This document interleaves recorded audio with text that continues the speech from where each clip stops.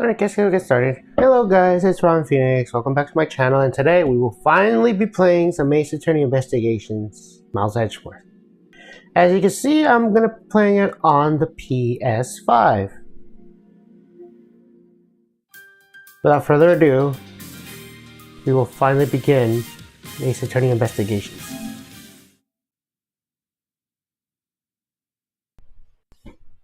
Yes, I am super excited for it.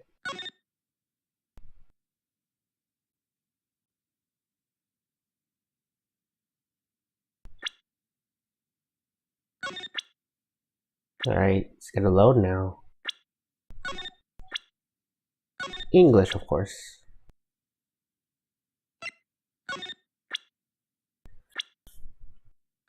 Add-ons found. Yes, it is finally time. Let me check the options first. Alright, limit transparency on.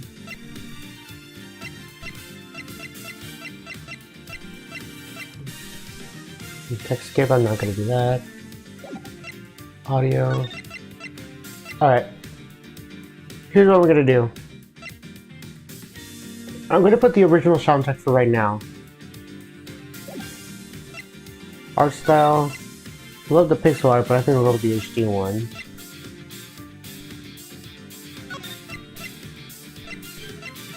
I'll do autoplay because I don't like story mode. Alright, and that should be it. We'll begin with investigations. This is all the cases we got. We got Turnabout Visitor, Turnabout Airlines, Kidnap Turnabout, Turnabout Reminiscence, and Turnabout Ablaze. But since we're going to start out in order, we will begin with the first episode, Turnabout Visitor. Let's go. Everything gold is new. We're playing a game with HD chibi characters. We'll be collecting all the acolytes in this one, or trophies in this case. March 14, 1:13 AM. To make sure that the defendant is found guilty, what other choices do I have? That's the job of the prosecutor, after all. That may be true, but why? Why go this far? Sorry, maybe I wasn't clear enough, but a guilty verdict is all that matters to me. No matter what the cost.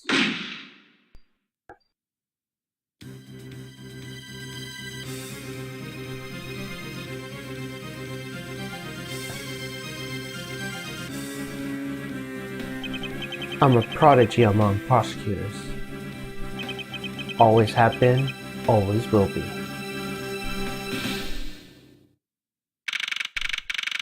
March 14, 2:05 PM, prosecutor's building, 12th floor hallway. Oh yeah, something new added is we could actually go back to this girl's, which wasn't there in the previous one. Now, let's begin. It's hard to believe that I've been away from my office for a whole month. I hope Detective Gumshoe has been keeping an eye on my office and keeping it clean.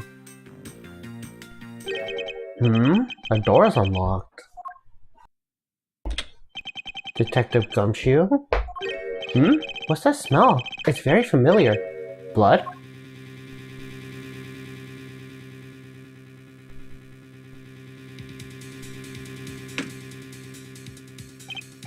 What the? What's the meaning of this? Freeze.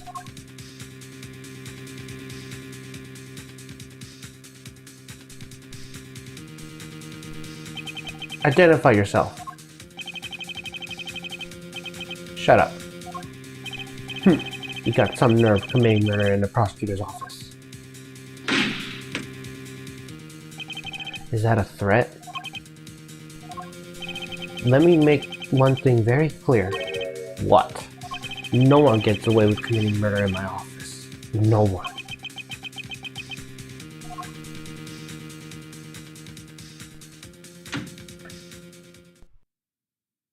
My name is Miles Edgeworth, and I work as a prosecutor in my local district. Little did I know that upon my return home after a month of board, I would be thrusted into a multitude of cases and some very frantic and busy days.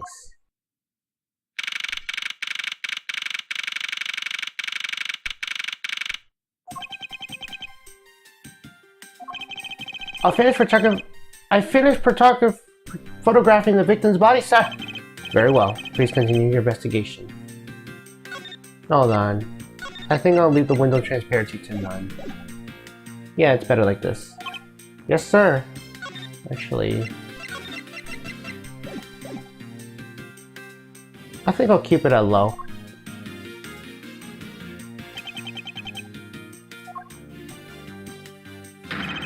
Ah! Mr. Edgeworth, sir, are you okay, sir? Keep it down, detective. This is a crime scene. When I heard that the murder has taken place in your office, I ran up straight right away. This is Dick Gumshoe. He's a detective with the local precinct, and the one they assigned to handle this murder case for the time being. You're looking a little pale, sir. Are you hurt? No, I'm perfectly fine. However... Ah! Look what they did to your office! It's totally trash. I'll say, the culprit sold my floor with dirt rather well. No one gets away with tracking mud into my office. Whoa, sounds like you're getting really burned up with this whole thing. This crime is committed in my office, so it is my responsibility to solve it. Oh, that's just like you, Mr. Edgeworth. Okay, time to do some investigating. Agreed. Our first course of action is to gather relevant facts and leads. We must not overlook everything, no matter how small, if we are to find the truth. So I'll keep my leads and information we can have etched to my forefront in my mind. Speaking of things that prick my curiosity, why of all places did a murder occur in my office? I get the nagging feeling that this is something important to keep in mind. Yeah, I was wondering that myself, sir. I mean, you can't really say it's just a coincidence, can you? No, not really. Especially because of this. The key to your office? What do you mean, sir? If you think about it carefully and use logic, it should become clear to you. Logic? By finding the connections between two pieces of information and connecting them, new information is born. That is the end result of using logic. And so how do you use it? First, I recall the information we gathered with L1 and I connected them with triangle. Now to use L1 and recall the facts.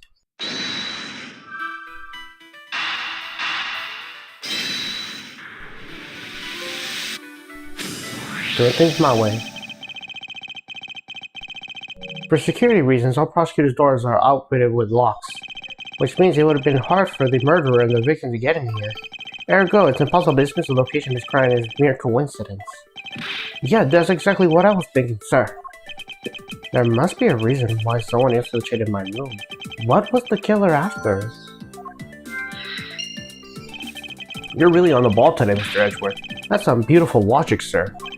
Yes, well, when you follow leads to their conclusion, only the truth remains. However, if the information doesn't line up properly, it may stray far from the truth as well. But if I think carefully before piercing these together, the logic should flow. Well, let's get started in our investigation, shall we? Yes, sir. The basis of good information is to examine everything, sir.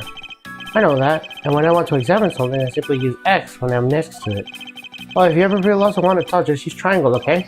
I'll give you a great persistent advice as an investigator, sir. Something to try later if I have free time, I suppose.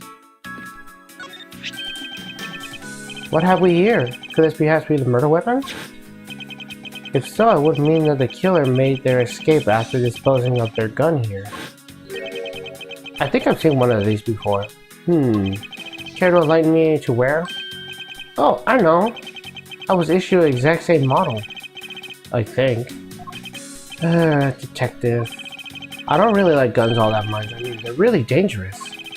But now that I think about it, you did see this model around the precincts a lot, sir. I don't use mine much except for emergencies, so that's why I didn't recognize it. So it's the same type of revolver as the ones used by the precinct's detectives.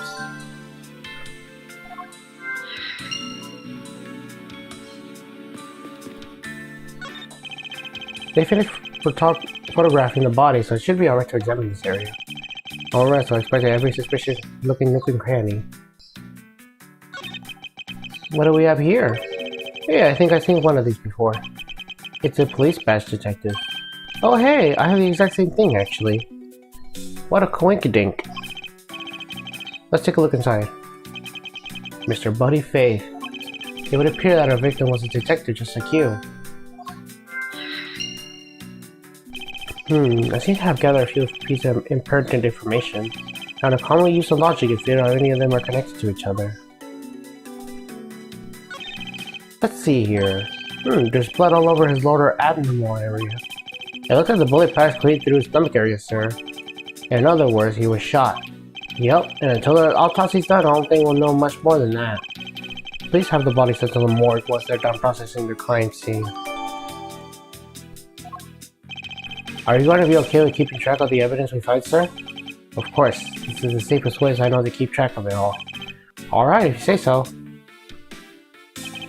I keep all the evidence I find either in or with my organizer. When I want to re-examine the piece, I have but to press R1 to open my organizer.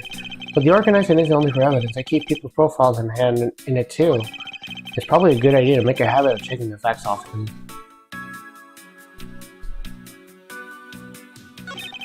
Your files are all over the floor, sir. They probably fell during the struggle between the victim and the killer.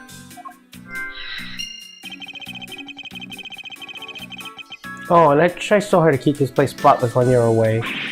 I mean, this just rendered all the time and effort I put in pointless. I don't recall ever asking you to clean my room.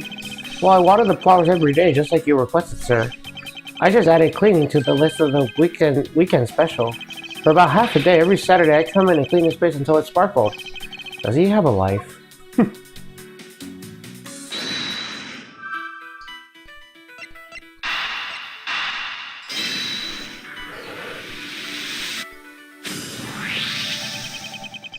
A revolver, a stand model used by detective. Could it have belonged to our recently departed? Detective Gumshoe, could you please thoroughly check the victim's body one more time? Yes, sir, I'm on it now, sir. Excuse me, pal. Let's see. What do we got here?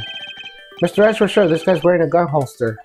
So it appears that a killer somehow managed to take the victim's gun from him. Let's see what else we can find about this revolver. If I always say, you gotta be very careful with each piece of evidence. You can use right stick to rotate the object, there's no such thing as a bad angle. Use L1 and R1 to zoom in and out in the nitty gritty.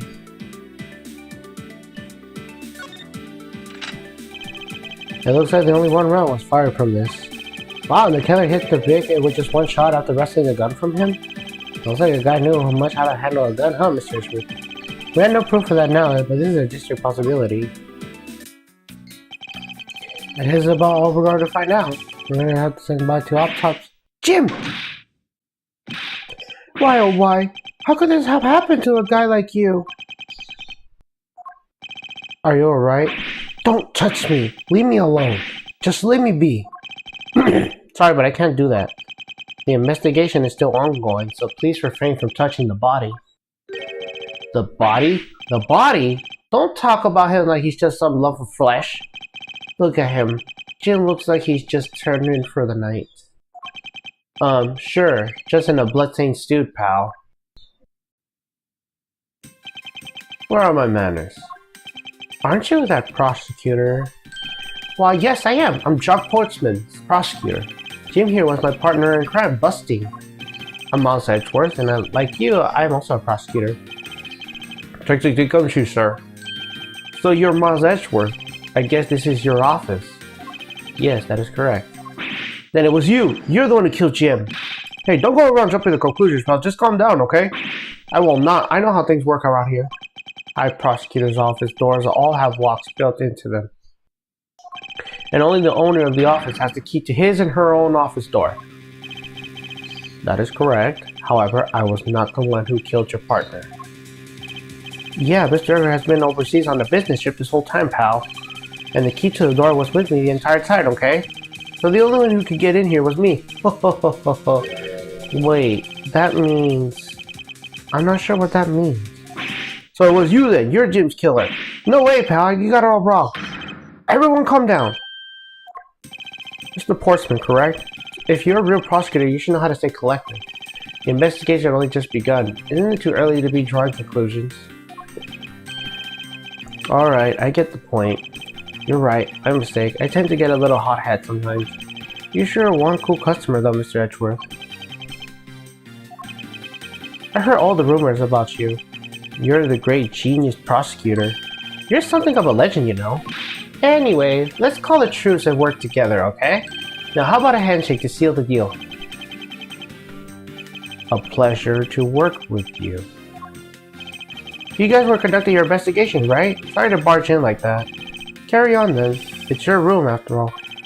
Thank you, I intend to. I just want a little more time to say goodbye to Jim. You there! Sir!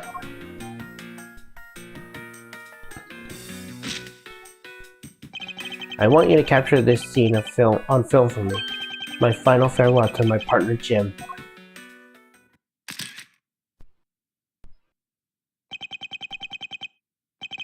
I should probably get into space.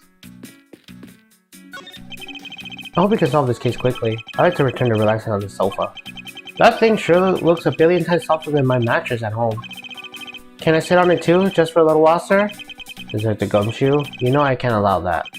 Until this case is solved, neither of us have time to spare, let alone rest. You're right, sir. I'm gonna work real hard to become a real trooper at the end. Even once this case is over, I don't think he can afford to take a tiny time off. Ah, your jacket, sir. What's it doing on the floor? It must have been falling off the wall when the killer tried to threaten me by firing a round. So the killer not only shot the victim, but they shot your jacket as well? They dare to shoot the ultra special jacket that you made your prosecutor debut in? What if they have shot through it?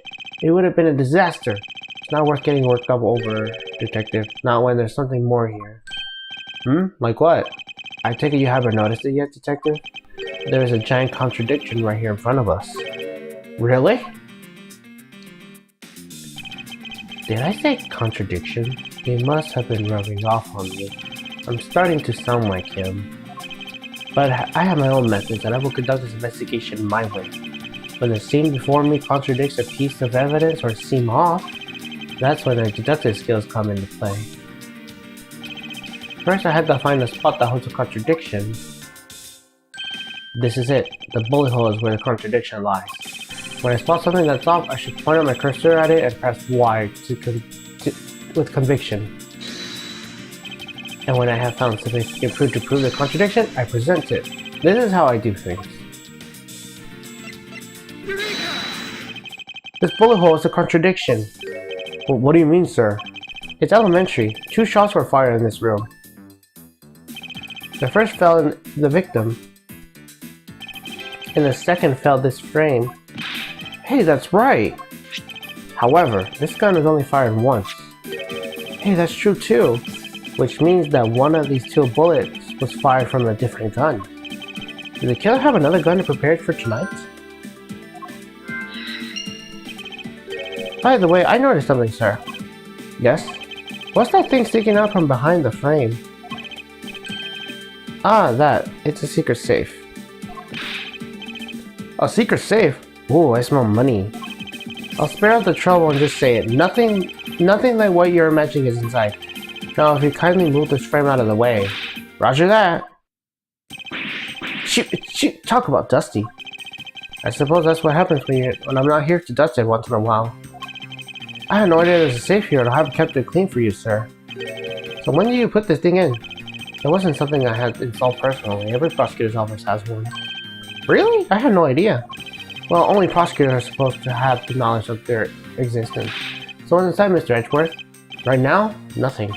You only use it in stores, especially important evidence when the trial is in session. That's it. Talk about squashing my hopes and dreams.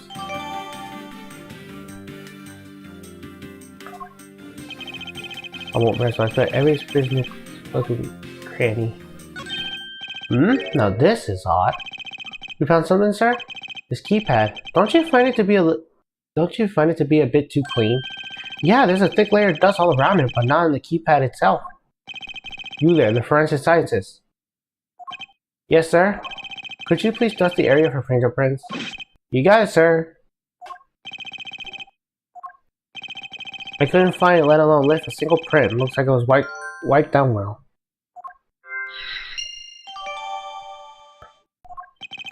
As I thought, it appears that logic is the only way around this setback. Time to rationally and calmly collect the dots with the information we have.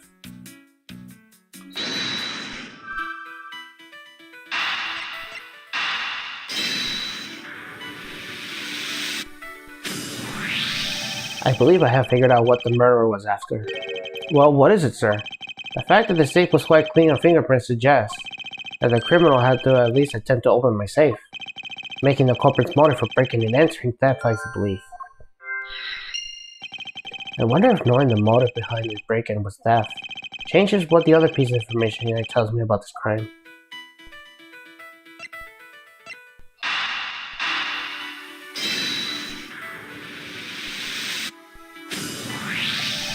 There's a possibility that the files displayed on the floor are not the results of a struggle between the victim and his killer. Oh, you mean like it could be when the killer tried to find something, sir? Precisely. We need to figure out if any of these files have been stolen. Yes, sir, we're gonna shelve files like you've never seen before, even at the library. Sure, let's give that a try.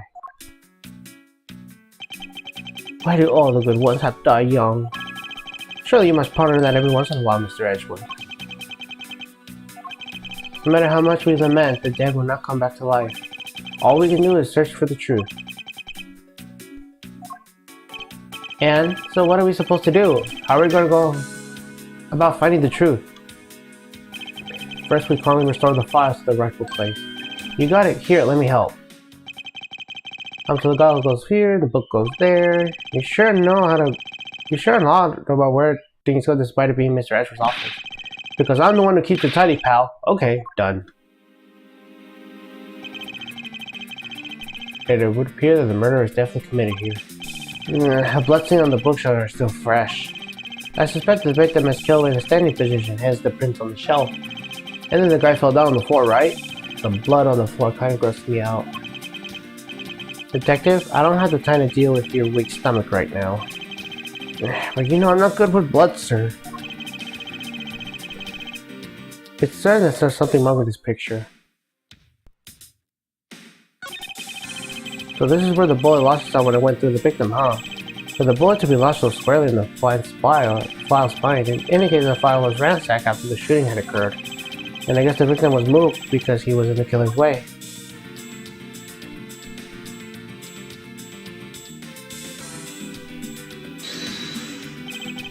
Is this spot somehow connected to any of the evidence I hold? There's clearly a contradiction here with this bullet hole. But what do you mean, sir? You don't see? Quite simply, the bullet hole itself is too low. If the victim was shot in the stomach, the hole should be much higher up. But what if the guy was shot while he's sitting or laying down, sir? That would be illogical. The victim did lean against his shelf after being shot, which suggests that he was standing when he was shot. And then that means... Wait, what does it mean, sir? It means you need to use your brain every once in a while instead of minds, detective.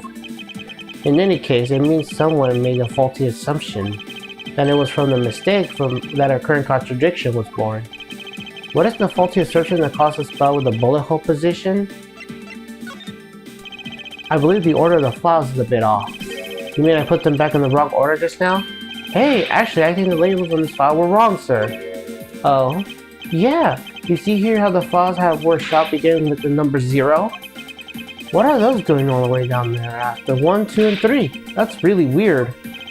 Actually, the way they were organized now is the correct order. They were exactly as I see them in my mind's eye. But the numbers are all out of order. Because white binders are special so they can be arranged a little differently. But from this, we know that the files were not in the order where the crime occurred. Aha, so that's it. I believe the killer made the same incorrect assumption as you did, detective. Let's rearrange the files in numeral order and see what we find out. You think it would be okay to prop the body back up as it was before it was moved? They're finished processing the crime scene, so I don't see why it wouldn't be. If you please, Detective Gumshoe. As I suspected, the bullet hole is now where it should be. It should logically be. The killer went through the files first before shooting Mr. Face, and then putting the files back in numeral order, I guess. Exactly, and then proceeded to shoot the victim. But why would someone kill a man and then look through your files one more time? Puzzling indeed. The files were thrown in disarray twice, once before, once after the crime. But why? Now the crime seems as it is at the time of the murder, time to give it another look. This? What is that? Why does it say gumshoe in there in blood? I say that's some incredibly incriminating evidence. Yes, indirected with criminal activity indeed. No, wait, there's gotta be a mistake. Mr. Edgeworth, sir, help me. Say something, sir. It appears that one of my files was stolen. Is that all, sir? What about me and my situation? Is this what the killer was really after?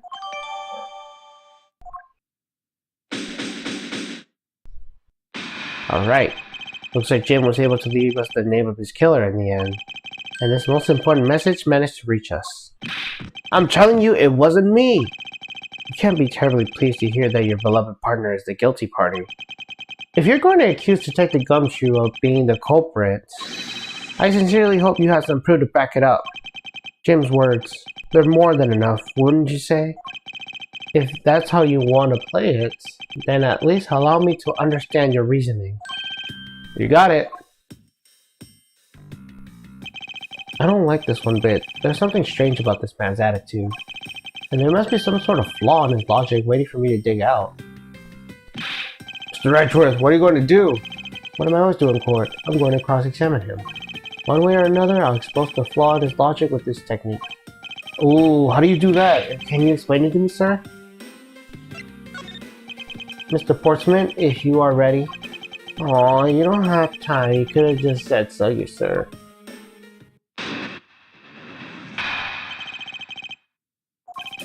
Detective Gumshoe, you stole James' gun from him and shot him dead. Furthermore, you messed up the files to make it look like you had committed theft instead. That's when you moved Jim's body that was sitting in front of the bookshelf. But thanks to that, you didn't notice the bloody letters his body was hiding.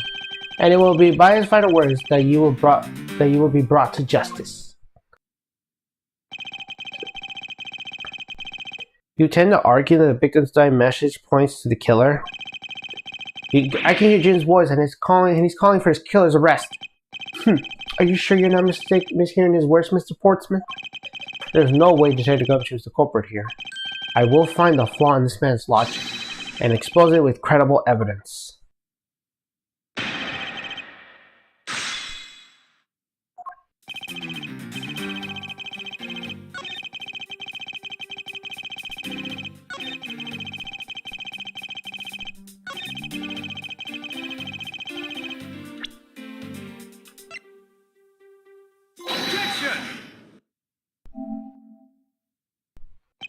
Perhaps you're not aware, Mr. Portsman, but there's a serious flaw in your logic.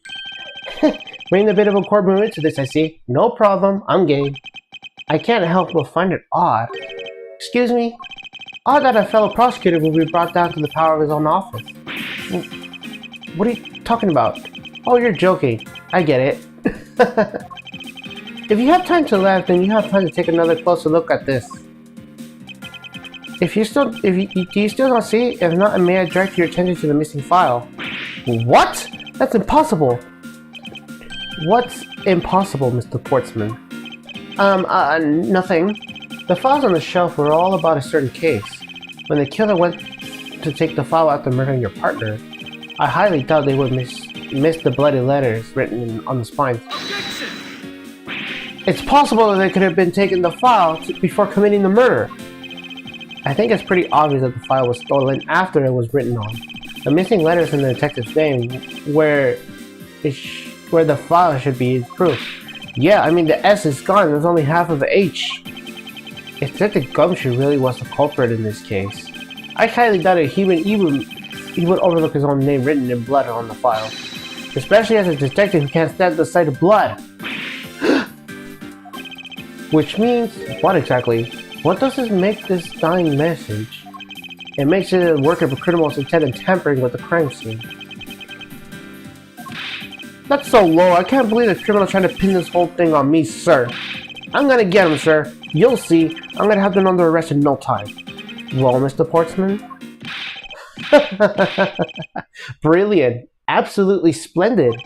Logic deserving of Olympic gold. I appreciate the praise, but it doesn't change the fact that your reasoning is flawed. Meh, you win some and you lose some. That's how life goes. Glad everyone's so cheery, even though I feel more dead than alive. Ah, but you know, it really is a shame. I really didn't want to have to bring this up. However... Well, what is it this time? Are you still after me, pal? Humor me for a second. Who has the key to this office? That would be me. But Mr. Edgeworth just proved that I'm innocent, pal.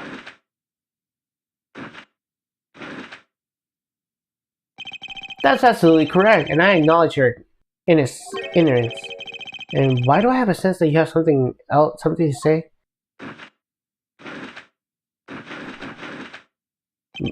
Well, I was thinking, did you know there's one other person with the key to this office? One other person? Hey, you there. Yes, sir? What is it, sir? Would you kindly fetch and escort that lovely young lady here for me? A lady? The girl's a member of this building's security. Think of her as a material witness.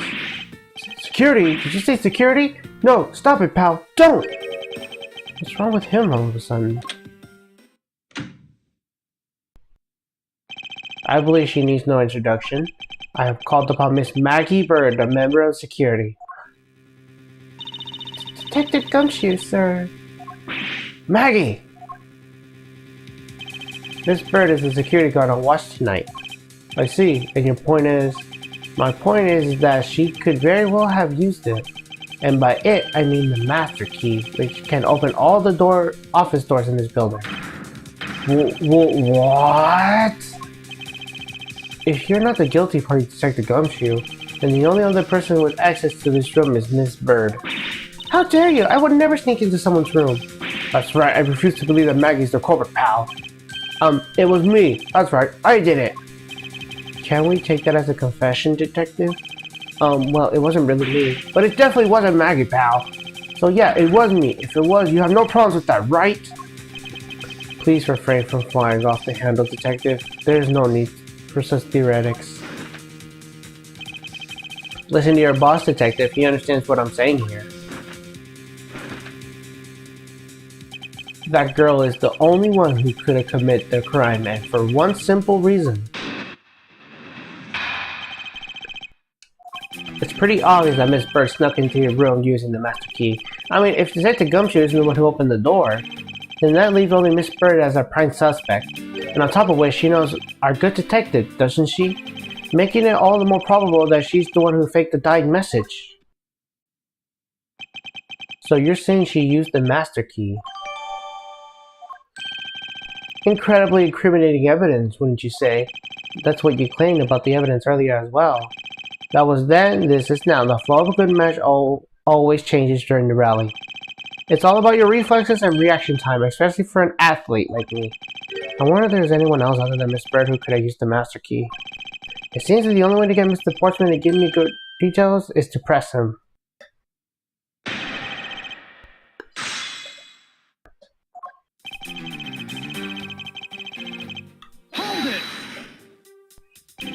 Are you sure Miss Bird is the only member of security who could have used the master key?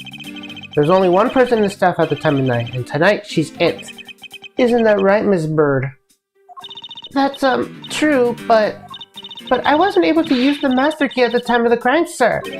Wasn't able to? What's that supposed to mean? Yes, moving on. I hate to get sidetracked by something unrelated. What do you mean unrelated? I want to hear what she has to say, pal. Well, you can't really trust her not to tell lies, plus I hate wasting time. Should I hear Miss Bird out? Not so fast. I too am interested to hear what Miss Bird has to say. Didn't I just say it would be a waste of time? We don't need to hear her lies.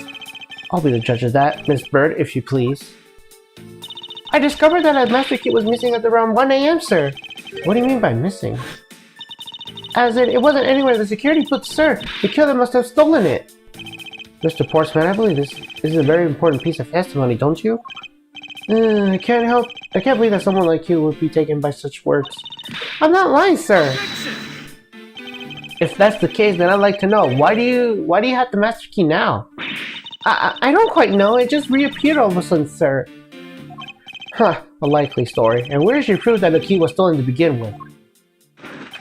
I bet you just forgot where you put it and then found it again. I never lose things, I can practically guarantee that. With me, if something disappears, it's usually because someone stole it. Yeah, pal, trust me, you don't want to test just how bad her luck is. Unfortunately, I can't deem this piece of testimony as conclusive. Glad you agree, Mr. Edgeworth. But, you still haven't established Maggie's motive for breaking into Mr. Edgeworth's office. Her motive? Didn't we already establish that it was theft? I mean, the culprit clearly went through the bookshelves and at least tried the safe. It is as Mr. Portsmouth says, Detective. I can't ignore the fact that all the evidence points toward the motive of theft. But I'm done taking blows. It's time to counterattack with a few facts of my own. Hearing tactic from the messed up shelves to the wiped down safe, I say thievery.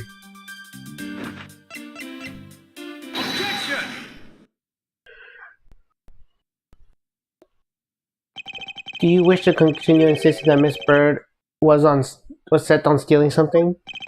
Why not? It is the truth after all. It was also by your logic that we came to the whole thievery conclusion anyways.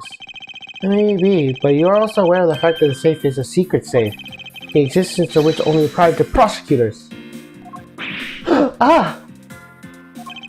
I find it a little hard to believe that a hidden safe was a part of her cunning plan. But she could have found it by accident when she was turning everything else upside down. I highly doubt that. I say the culprit knew exactly where they were looking for. After all, only the bookshelf and the safe were targeted. Yeah, even I didn't know about the safe, pal. And that means there's no way Maggie could have known about it either. Then are you proposing that the killer is a prosecutor? Interesting conclusion. That's definitely looking more and more plausible. What's wrong, prosecutor? Do you have a different suspect in mind now? Curses, why? What made you... What's with the angry face all of a sudden? It's all my fault. What do you mean? It's Jim. He knew about the existence of the secret safes. What did you just say? We were partners, like inseparable conjoint twins. That's why I told him I feel him on the secret safes. Then that means...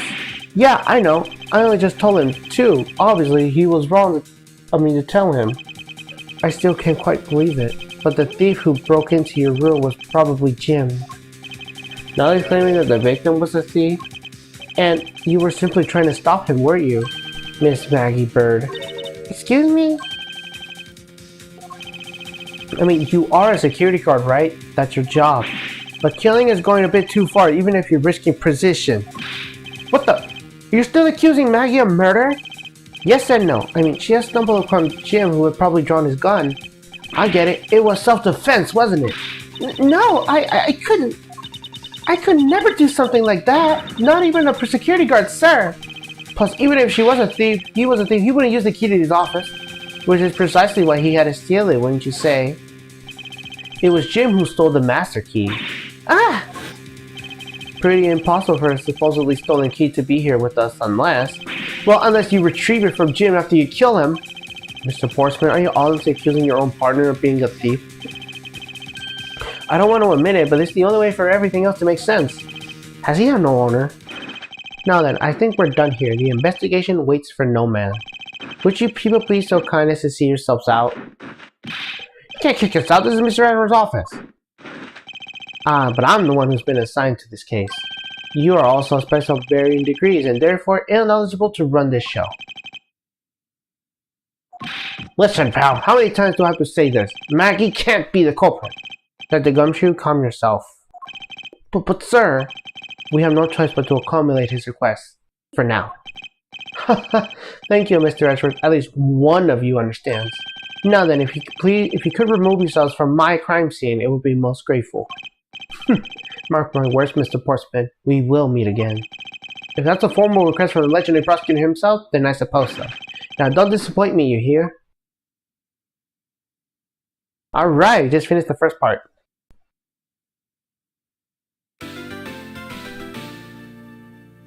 Oh man, I really love that jingle.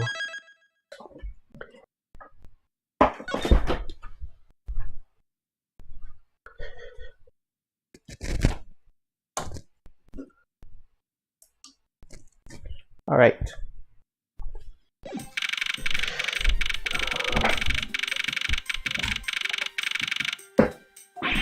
What about that prosecutor? I can't believe how rude he was. He was unbelievable. Please maintain your professionalism, detective. I'm going to find some real solid evidence proving Mackey's innocence. You'll see, sir. But we've been kicked out of the crime scene, sir. True. So then what now? Looks like my life's fallen into yet another gigantic ditch. Do not despair, Miss Bird. We will overcome this as well. There are many other places and things we should be looking into anyways. Eh? Really, sir? For example, this hallway. The linchpin of this argument against Miss Bird is related to the master key. In that case, then the hallway is a perfect place to look for more information regarding the mystery surrounding my door.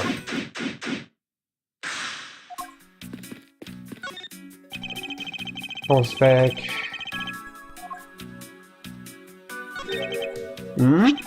It's...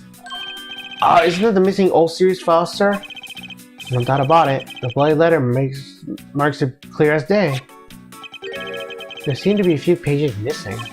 Our thief took only what it was necessary and left the rest behind.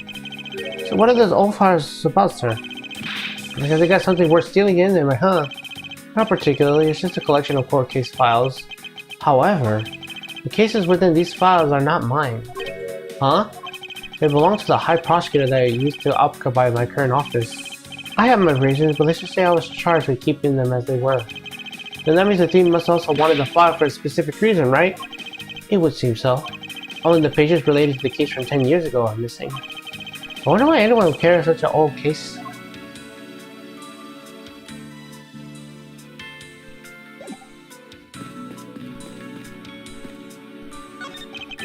What is this basketball doing here? That's Mr. Portsman's prized possession, sir. I heard he also plays soccer, dodgeball, and even tennis. And not a single one of these sports is suitable to be played in the hallway. I was wondering if he may speak to you in the bit concerning this case. I've always been a big fan of the courtroom, but this is like a dream where I'm being cross-examined by the Miles Edgeworth. I can't let this chance pass me by. I must remember to ask her about the master key. I should jog her memory by showing the notes to her with triangle. Have you ever met the victim before? Well, I've seen him a couple of times before when I had to go to Mr. Portsman's office. Mr. Frey was always playing basketball with Mr. Portsman, sir. That sounds like fun. Just once I love to play with them.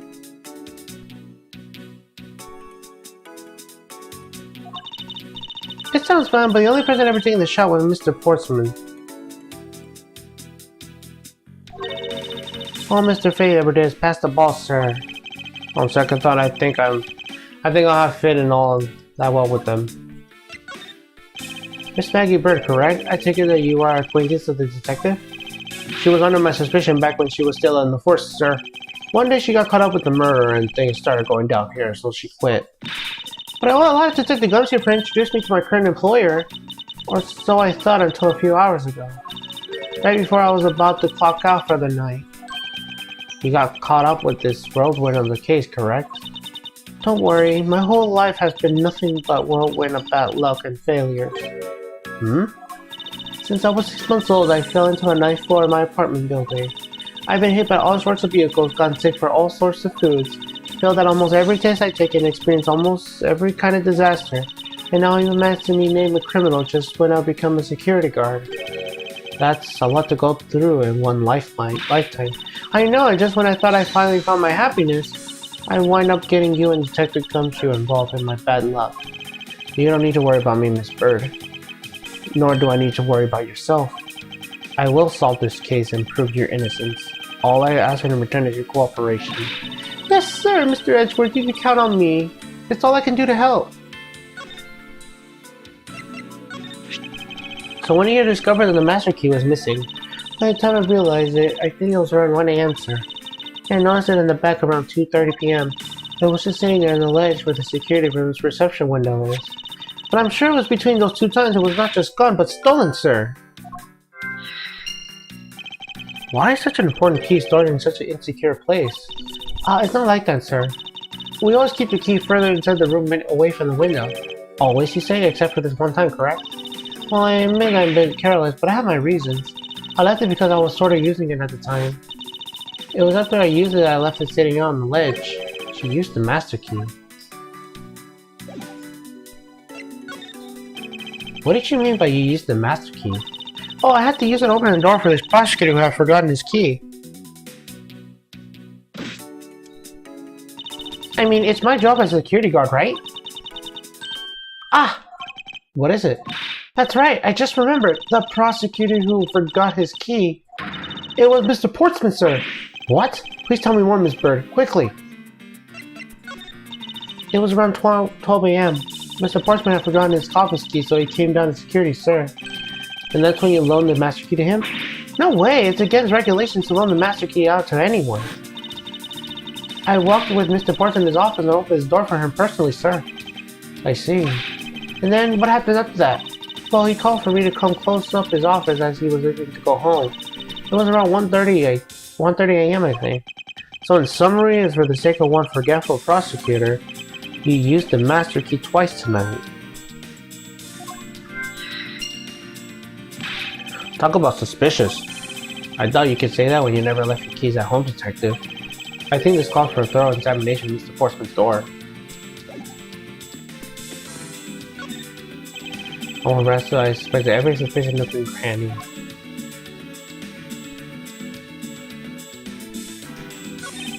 The door is locked tight.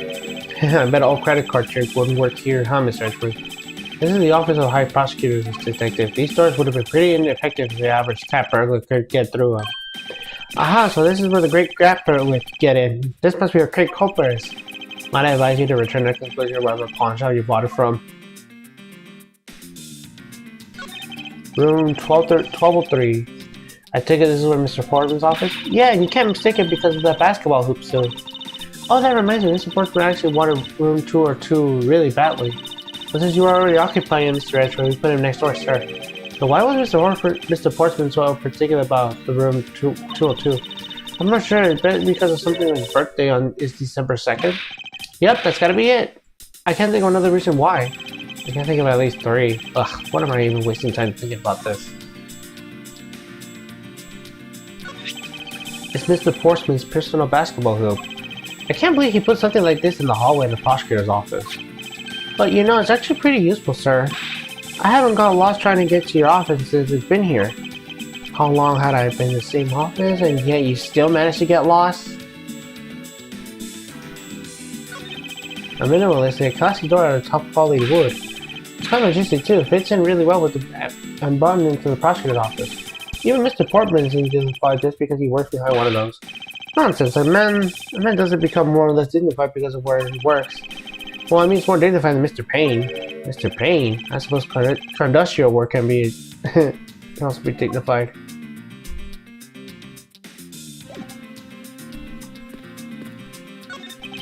It looks like you're in quite a pinch, Mr. Edgeworth. To be sure, murder within the walls of the prosecutor's office is no thrilling matter. You must find, apprehend, and punish the killer accordingly post haste. Sounds like a pretty messy case you got in your hand. If you ever feel lost or need some advice, my door is always open. How gracious, I will keep your offer in mind. Who is this guy again? Is everything alright? Yes, sir, you must know I weighed myself this morning and finally at 154 pounds. Congratulations, but I was asking about this hallway, this room. Oh, everything's okay, sir. A word of advice, stay focused, you may start to lose even more weight. What is this basketball hoop doing here? Hey, didn't this used to be outside next to the building a long time ago? So when and why it was moved indoors? I don't remember exactly, but I saw one of the officers drag it up here recently. Drag it? I heard it wouldn't fit in the elevator, so the poor guy had to bring it himself. All the way up to the 12th floor.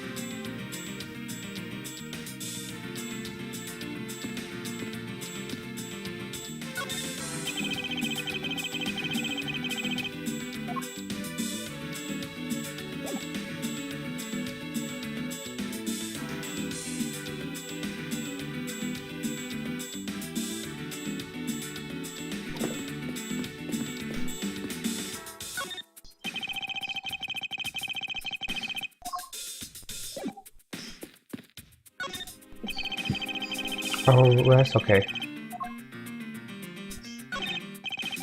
12-2, the four numbers on my number plate alone proclaim to be this to be my office. Whoops! Hey, the number plate's gonna slide right out, sir. I have to be able to take the plate out when the room becomes vacant, you know. Although the idea can't be so easy to remove, it's kind of...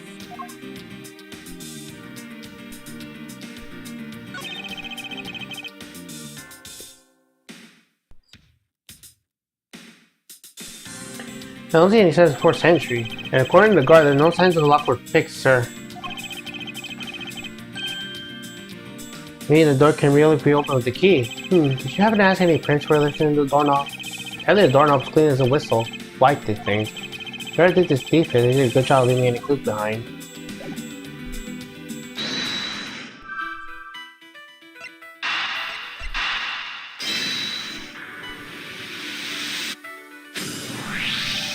Miss Bird, I'm afraid there's a flaw in your story. What? No way, pal! I mean, sir! You said that you locked on Mr. Portman's office at around 1:30 AM, correct? However, the master key had already been stolen at the time. Wow, nothing gets by you, Mr. Edgeworth, and that contradiction is like a pro. I totally forgot about that, and thanks to you, I remember it now. You're right, it was around the very time I realized the master key was missing. And? Well, I'm a security guard, sir. I couldn't just admit to losing the master key, wouldn't I? So I pretended to lock up his room, sir. You pretended? Yeah, I used my house key and make it look like it was locking up, sir. In actuality, you never did relock the door then. Well, I thought that maybe I could lock it after I found the key. Come to think of it, I guess the door still hasn't been locked properly.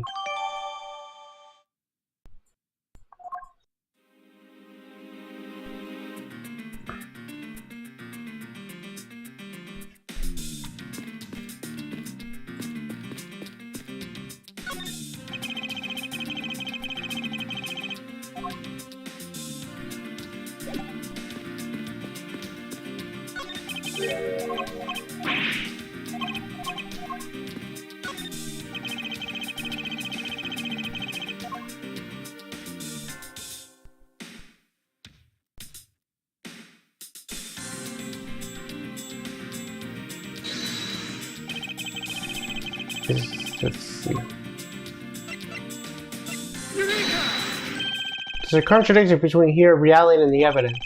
If what Miss Bird has said is true, then why is this door locked tight? Huh? You know, you're right. Miss Bird, are you sure you didn't relock this door? I ain't certain of it, sir. I don't think Mr. Portsmouth noticed it himself that I had it. Which means what, sir? It either means that he actually does have the key to his office, or that the door Miss Bird opened wasn't the one at all, but it's a completely different one. She opened a different door, but how can you prove that? There's an easy way to find out. All we need to do is... we need to examine these.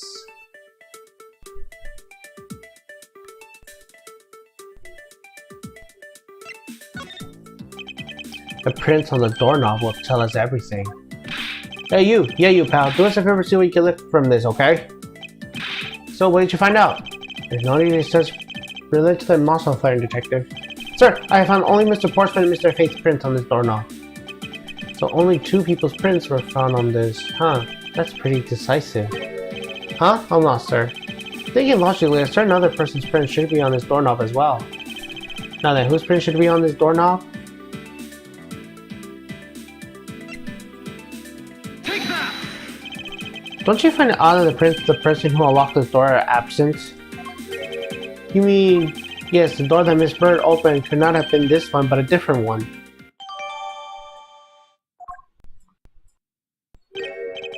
What do we have here?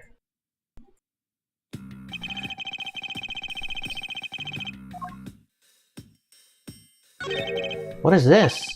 Looks like a scrap of paper. I'll get it, sir. Let's see. Oh, there's something written on it. It looks like a note from the victim. Yeah, and it's from Mr. Portsmouth. What's this? What are you looking at, sir? Oh hey, how about a game? That's okay, detective. I just found the position of this hoop to be a little off. Hey, you're right, sir. I guess it shifted when someone made a seriously sweet slam dunk. The positioning of the hoop is definitely unnatural. I better take a note of this.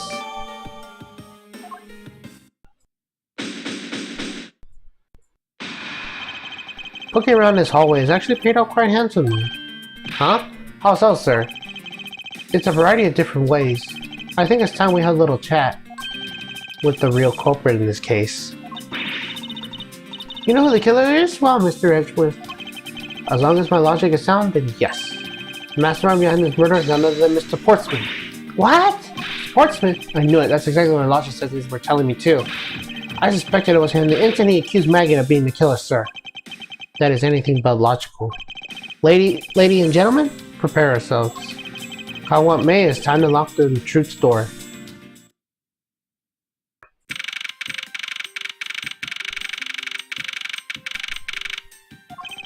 Mr. Portsman, I'm finally processing the bloody letter, sir. Alright, let me take a gander at it. Pass it here. Okay, looking good. You there, take good care of this. Grrrr! Come on, if it isn't Detective Gumshoe. I'm the line for you, Portsman. We got you now. Call off your dog, Mr. Edgeworth. Is this some kind of a joke? It's no joke. We know, Mr. Jock Portsman, that you are the guilty party in this case. You must be pretty upset getting chased out of your own room. I'll be mad too. So I guess you can stay, if you promise to stay out of the way.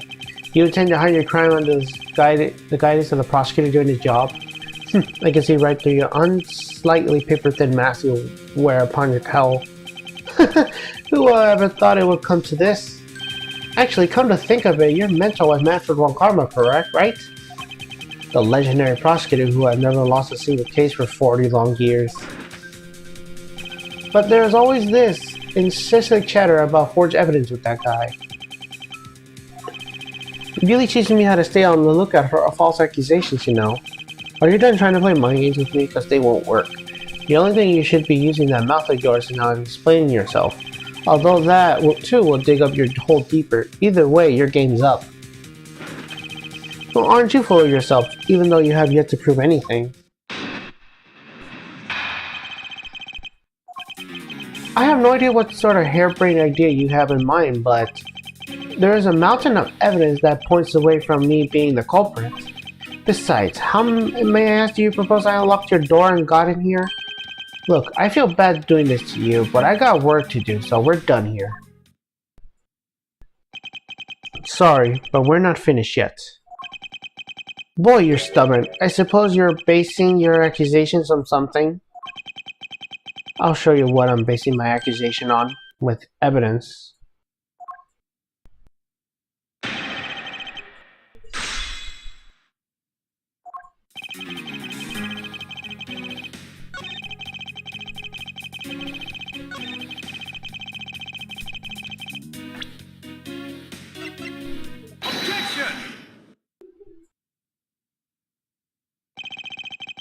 I believe you were able to open my office door, with the master key no less. Objection!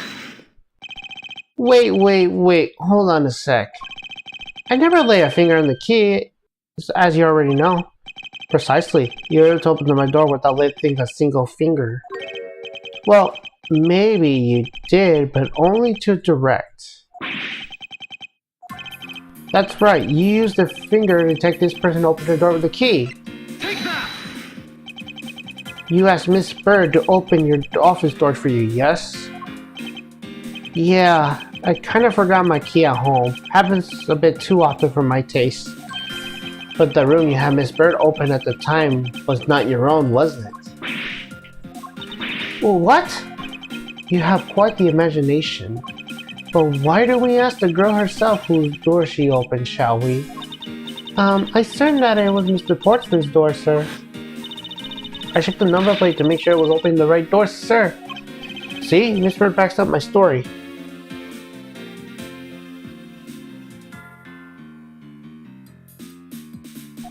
Yet, what if you had misled her to fool her into thinking you want what you wanted? Ha! How do you suppose I did that? By switching the number plates on our doors, for example. That's right, they do slide out pretty easily. Furthermore, you then used one other thing to give a strong impression that the door she was opening was yours and not in fact mine. What was it that Mr. Portsman used to make Miss Bird think it was opening his room? Take that! What? The basketball hoop, sir? It's quite a particular feature in this hallway, yet a lot of hallway in this building, which is why it left an unusually strong impression on you. It's an object perfectly suited to sit just outside the office of a particular prosecutor. Whoa! That's very true, sir, because there was a basketball who was sitting there. I thought the door was opening and had to be Mr. Portsman's. There are signs that the hoop has been moved. To sit in front of my office, to be sure. I see, so that's how you throw suspicion on people. Thanks for the tip. But I think your conjecture is a little off on the racetrack. No, you're just spouting nonsense. I had the girl open office door. After that, I was in my room the entire time. You don't have a single reason to suspect me. He tends to claim his innocence at the end, doesn't he? I'm as pure innocent as my jacket. And Miss Bird is as dirty and guilty as the jacket she wears. My jacket's not dirty, I hope you know. I just washed it yesterday. Please calm yourself, for I intend to show who this man truly covered for slime here.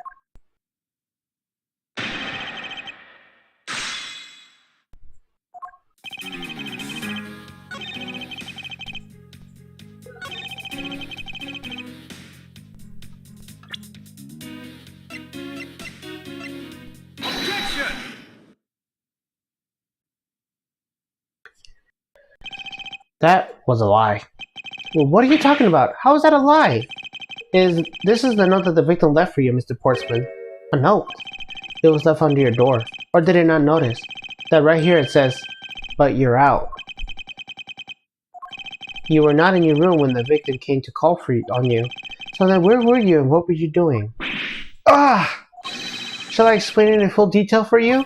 You were busy swooping around in my room, the very room you had Miss Bird open for you. That's just nonsense. You have no evidence that I made the girl open your door for me. Oh, but I do. I have very decisive evidence. No way! This is a proof positive that you have Miss Bird open the door for you. Take that! I had your door busted for prints. My door? Huh, what for? Come on, I bet you didn't find anything. You sure are good at wasting time. You're right, I didn't find anything. And definitely not Miss Bird's fingerprints. Her prints? What do they have to do with everything? Let's put it this way, if she was the one who opened your door, then her print should naturally be in the doorknob she touched. Ah! Furthermore, all the prints on my office doorknob have been wiped clean off. I can only assume that it was because Miss Bird's fingerprints were on it. Don't you think it's time you give up your charade? We all know you stole from the office with the intent of stealing something from me. And Detective Faith found you out, possibly because he heard sounds coming from my room whose occupant was on leave. Mr. Portsman, you would kill Mr. Faith to silence him. And I had the misfortune to return when I did. You had to threaten me as you escaped. As I said when I had the gun into my back, no one gets away with committing murder in my office.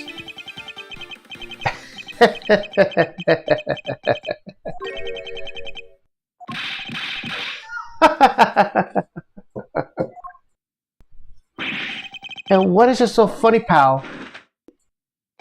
Well, that look of stiff seriousness on your face in this office quite fun the prosecutor, as he makes a huge mistake accusing me of simply too much to bear. There's just nothing else like it in the world. What? Mr. Evans explained it all and he even backed it up. You're a murderer! Stop trying to be slippery and just admit to the crime already. As I said earlier, it's all so circumstantial, so full of conjecture. You say you checked my doorknob for prints? Well, I can't really confess that I have wiped the knob down well. I'm a little obsessive compulsive, you see.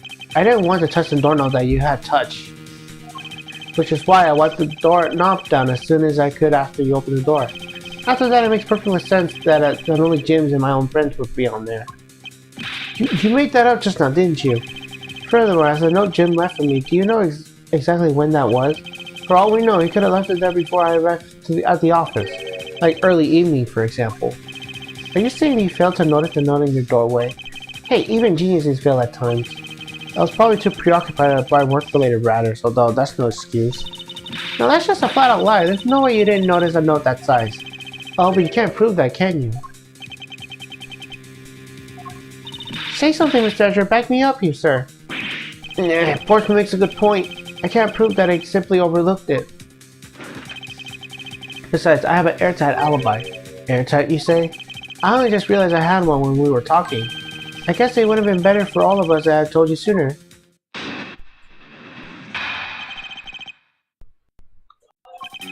If memory serves, you came back to this office around 2 a.m., correct? And it was then that you had the unfortunate confrontation with gunpoint with the culprit. Well, at exactly at time, I was down to criminal affairs. Ask around. I'm sure the other detectives will corroborate my story. It's a perfect alibi. Do you really think it's that perfect? As I said, I don't care. Ask around you like. You see it for yourself. Did the gumshoe? Sir, yes, sir. I'll go check up his alibi, sir. Be right back. Mr. Edgeworth, sir, I think we're in trouble. It's just like Mr. Portsmouth said. The guys down in the criminal affairs said they saw him around 2 a.m. You see? All the evidence points to him being the culprit. So there must be a contradictory point in his alibi somewhere.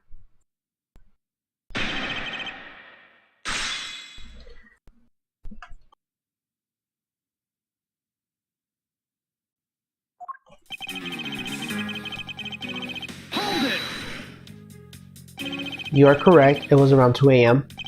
Are you sure? It's really important for me to tell you were spot on with the time. I remember checking my watch then and made no mistake. It was 2. Oh, giving testimony like a pro. Okay, so you came back to the office at 2.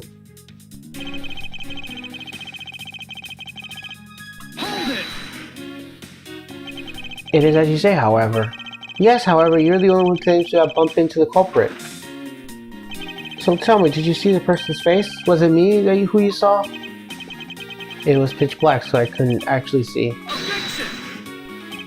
Oh, come now, I'm sure you saw something. Try a little harder, why don't you? I'm beginning to feel like I'm the one being interrogated here. Oh well, it doesn't matter if you remember or not. It only matters that you ran into the culprit.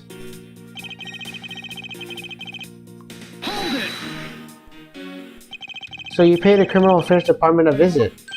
Yep, right after I left the prosecutor's building, I headed straight for the precinct.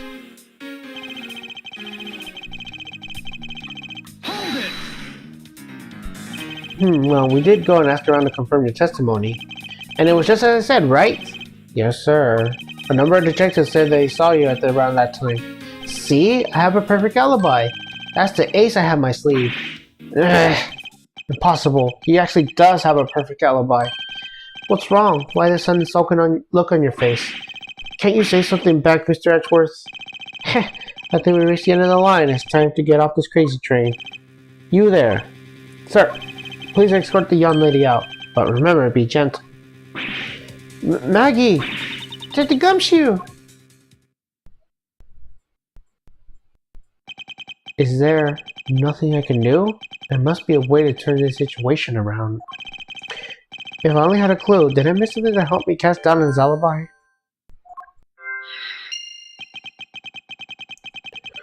I need to calmly think this through one more time and with logic.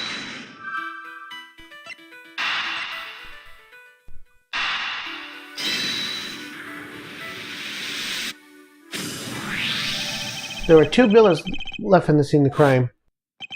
One that robbed Mr. Faith of his life, and one that nearly robbed me of my jacket. However, the murder weapon only shows signs of being fired once, meaning that it's highly possible that the second gun was used in my office tonight. But seeing as how the killer had to steal Mr. Faith's gun, I doubt the killer had another gun up their sleeve. Therefore, the second gun could have probably have been an entirely different person, which could mean that there was another person who paid a visit to my office tonight.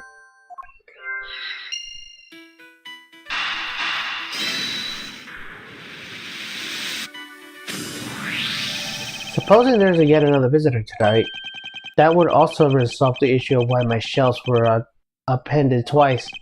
We know that the shelves were disturbed once before and once after the murder, so it shouldn't be too much of a stretch to think that this was the work of 2 different people. Once by a person who stole the victim's gun and then killed him with it, and once again after the murder of a second culprit. Who was the owner of the second gun? It was supposed to be the second culprit's gun that was the one that was pointed at my back. Objection! Mr. Portsmouth, I seem to need to amend my assumptions regarding this case. Great, so you finally come to your senses. Mr. Edgeworth! Sir, what are you saying? This has been a big misunderstanding on my part at the start. I had assumed that the person I ran into was the killer, but it may not be the case. What do you mean? The person I ran into was just your average thief. A thief? But, sir, doesn't that cause some sort of contradiction in the facts? Not at all. It simply means that the killer was someone else. And that means that it was actually 2 culprits stolen into my office tonight. But what do you mean 2? It explains both why the shelves were disturbed twice and how there are 2 guns. Mr. Portsmouth tricked Miss Bird in gaining entry to my office. Now you're just leading the argument. You still don't have any actual proof, do you? If you could please go along with my hypothetical scenario for now, Mr. Portsmouth. In the end, if you really are innocent, you should have nothing to worry about. Now then, turning to the scenario, Mr. Portsmouth was out stealing something from me, which is why he checked my secret safe and ransacked my shelves. This is the first time. So then, this will be where the files were put back together in the wrong order? Correct. And then just when he was about to look out somewhere else, who should walk in by his own partner, Mr. Faith. But why did Mr. Faith come to your room, sir? He probably had business with Mr. Portsmouth, which is why he was in the area. But that's when he noticed sounds coming from my office. That would be my guess. Oh, because you were supposed to be away, right? And he must have thought it was odd, so he came into his office to check it out. Correct. And as a detective, it was the right thing to do. But when he came in, he found his own partner standing there. Because it was Mr. Portsmouth, Mr. Faith probably let his guard down. But Mr. Portsmouth was not so merciful as to let him leap alive. He waited for the chance to steal Mr. Faith's gun from him, and then he killed him. He silenced Mr. Faith for catching him on the act of stealing.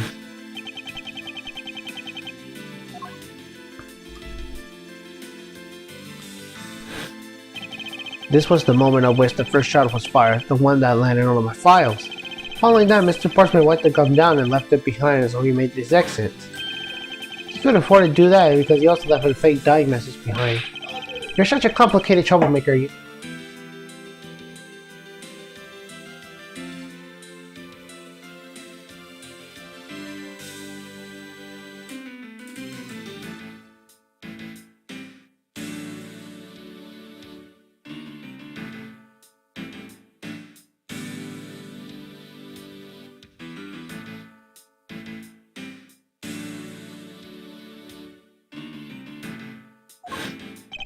Well, if things go as simple as that, then all will be solved. However, there is yet another visitor to my room, and this is where it gets complicated. There was another? Visitor, sir? Yes, and this one person is objecting was to steal something from me. Now then, even after Mr. Portsmouth left, the door of my office remained unlocked. However, this new visitor had no way of knowing that, and so they stole the master key from the security guard's room. And then entered my room and searched through my shelves. That's when the second time they were disturbed, and it seems the thief found their prize. Stolen old file, right, sir? Correct. Only just when the thief was about to leave the file, I appeared. The thief then threatened me with their own gun and then make their escape. The second bullet was fired during the brief encounter. So the shelves getting messed up twice and 2 bullets, it was all because 2 different people were doing those things at 2 different times. Precisely. So now, do you see, Mr. Portsmouth? The person I just met was just a thief, not in fact Mr. Fate's killer. Your alibi at the time frame in which I ran into the other person is now irrelevant, because we now know that the murder took place during the first culprit's visit. Ha ha ha ha. What's so funny, pal? Absolutely splendid. Your scenario explains everything. Of course it does. It's Mr. Edgeworth after all. But you know, it still doesn't change the fact that it's all circumstantial. Supposing if, and that's a big if, your theory is right, it would indeed render my alibi, which was withstood scrutiny, mind you, irrelevant. But there is still one defining point of your argument for which you have no evidence. Your supposition that I was the first visitor. Mr. Edgeworth, you can't let him get away with that, sir. But he has a point. I have absolutely no proof at this point. Don't say that, sir. I don't believe this. Don't worry, Maggie. I'll do something if I must. You know something? I find your attitude to be somewhat peculiar, Mr. Edgeworth. If the person you met really just a plain old thief, then why is that person not your main suspect? That is, if your theory is correct.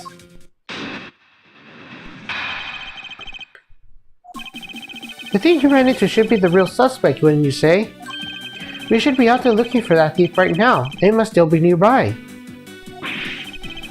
I hate to repeat myself, but I've already said I was training in my room. But when Jim Kelly delivered some evidence, I was down to criminal affairs. So I can't suspect you to know what happened around here after I left. So you think we should be out there looking for the thief?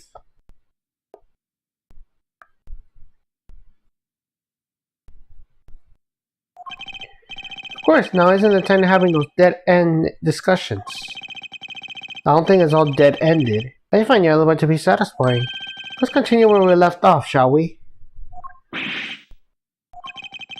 I know he's lying. I know he was here at the scene of the crime. I just have to find a way to prove it.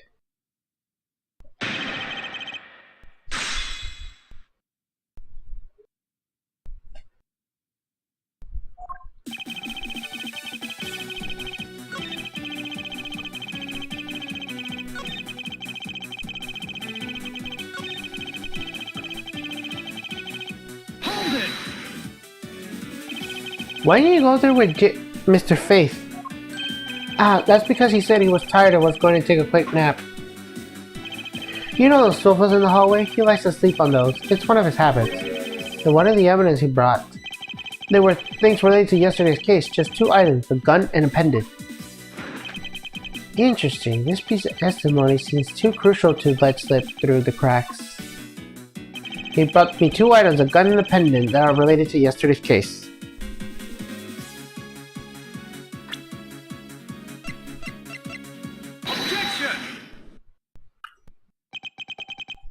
Only 2 pieces? I believe the proper phrase here is, you fail. Excuse me? You failed as a prosecutor, Mr. Portsmouth, as you intend to keep evidence hidden from me. What are you talking about? I haven't hidden anything from you. Well, here's the piece I think you should read carefully. Ah, it says that Mr. Fate was bringing 3 pieces. Yes, and this is the victim's real dying message to you, Mr. Portsmouth. I can't believe she get tripped up by a simple arithmetic. Where is the missing piece of evidence? It's... You have it, don't you? Only the guilty will make such a face. Said the gumshoe? You don't have to say it, sir. I'll pat the guy down from head to toe. Look, don't come any closer. I'm warning you. This is all part of the investigation, pal, so don't even think about stopping me. No! Hey, what's this? He had this on him, sir. Despite what you said, it would appear that you do have something to hide. But why would he hide something like that? There's only one reason why anyone would hide evidence in this caliber. Because it would uncrownedly point to the person himself as the real killer. Let's examine this videotape in a little more detail. From this section from the tape will drive the last nail in his coffin. Ah, there's blood, isn't it? Yes, and I believe this is what the good prosecutor was trying to hide from us. This blood is still fresh. You mean this might be Detective Fate's blood? No, you got it all wrong. No amount of denial can save you. We have to run a blood test to find the truth. You told us that you have received evidence from the victim earlier. Now, you will tell us when and how did the victim's blood find its way onto the video? Yeah, it's totally suspicious. Was it the moment of his death? Did Detective Faith have this videotape on his personal list when you killed him? You know very well there's no way to prove that. Not even if you were to examine his tape for fingerprints? Gah! If I had to take a guess, I say that the ones here who should belong to the murder is you and Mr. Faith. No, impossible.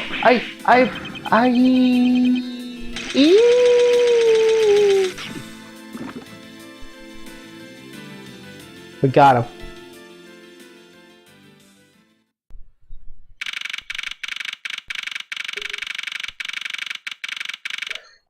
Mr. Portsman has been placed under arrest for this murder of his buddy Face, sir. Very good. And the results we got back from the lab checks on the tape turned out to be a real solid, sir. A blood work came back and it's definitely Mr. Fate's blood on there. And as a bonus, they were able to list a few of Mr. Fate's fingerprints as well. Thank you so much, Mr. Edgeworth. I still can't believe I got to see your cool deducting skills outside the courtroom. I'm impressed beyond words, sir. It was nothing. I'm just sorry you got caught up in the murder in my office. Please accept my apologies. Oh, it was nothing, really, compared to what I've been through, I mean. I consider myself lucky that I was a burglar and a murderer this time, sir. If I had to hold up our hostage situation, I have thrown my hands up in the air.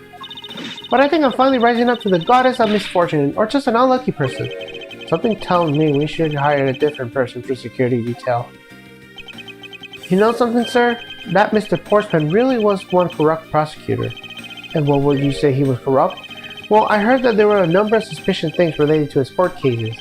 There's even rumors that how some of his evidence he uses forged, sir. Forged evidence, huh? And they say they even decided not to prosecute a few cases that are really for some really vague reasons. Oh, that guy's a complete disgrace to the entire profession. We never did get around to asking what his reason was for breaking into my office. Yeah, whenever we got near that topic, he just clammed up. Although we can be pretty certain that he was to steal something.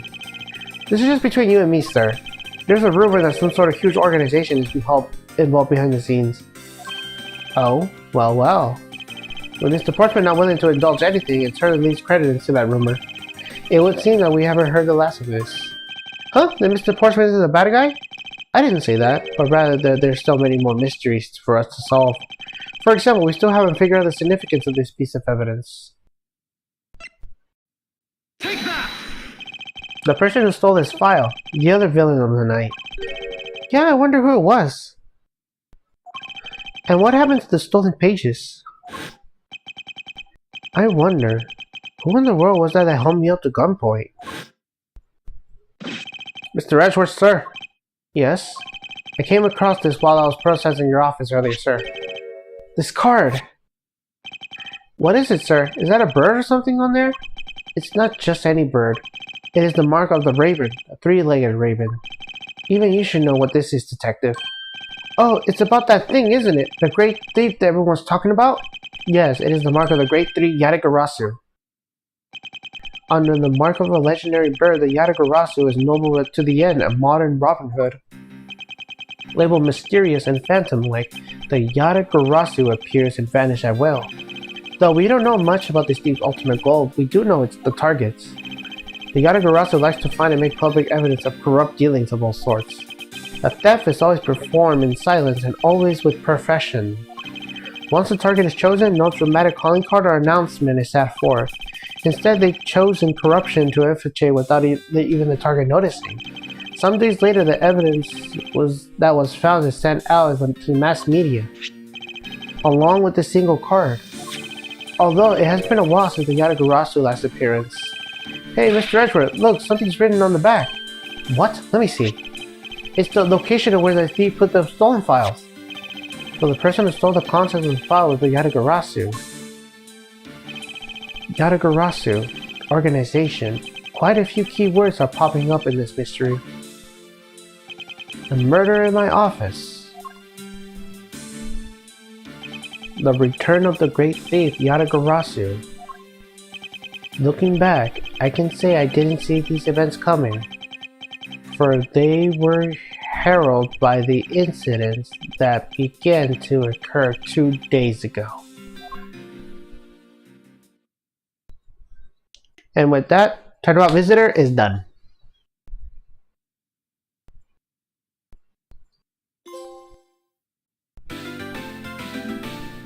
For completing episode 1 AAI and me without using story mode.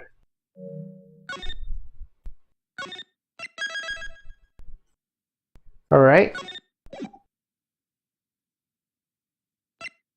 We will now begin episode 2, Turnabout Airlines.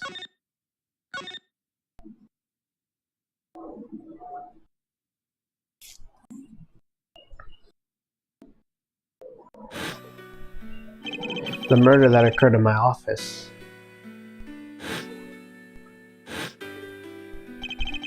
The return of the great thief Yatagarasu. Thinking back, everything began that fateful day 2 days ago.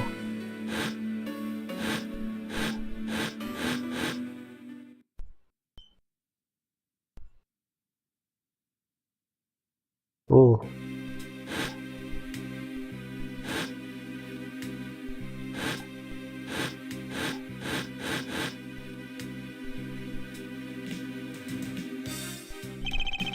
Yes, everything began high up in the air, 9,000 feet to the air to be precise. Thank you for flying GoU Airlines. We are currently experiencing some slight turbulence. We are asking all passengers to please return to their seats and fasten their seatbelts.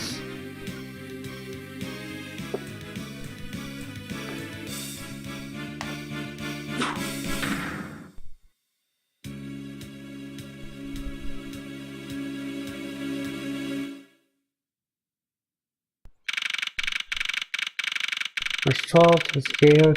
Flight G930 first not floor allowed.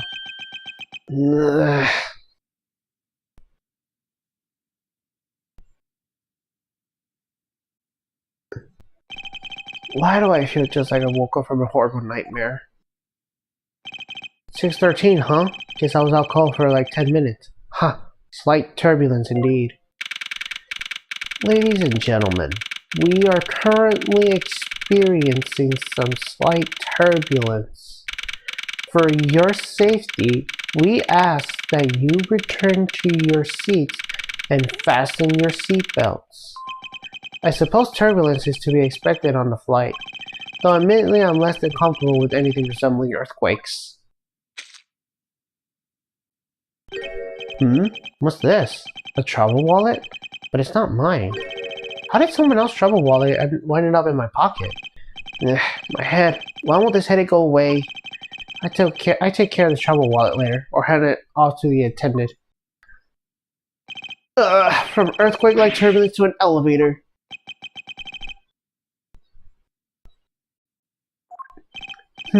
Why am I doing hesitating like this? Actually, I know full well why I hesitate. It was when I was still young, but a young child. I was caught up in the murder that happened in the elevator. But how long am I going to let my past haunt me? It's just an elevator. I'm a grown man now. I need to behave like one. What in the world happened? Is there something wrong, sir? I must ask that you please return to your seat. He's dead! Please calm down. We mustn't jump to conclusions without all the facts. What's wrong? Did something happen? You murderer! Well, no, you have it all wrong. It wasn't me.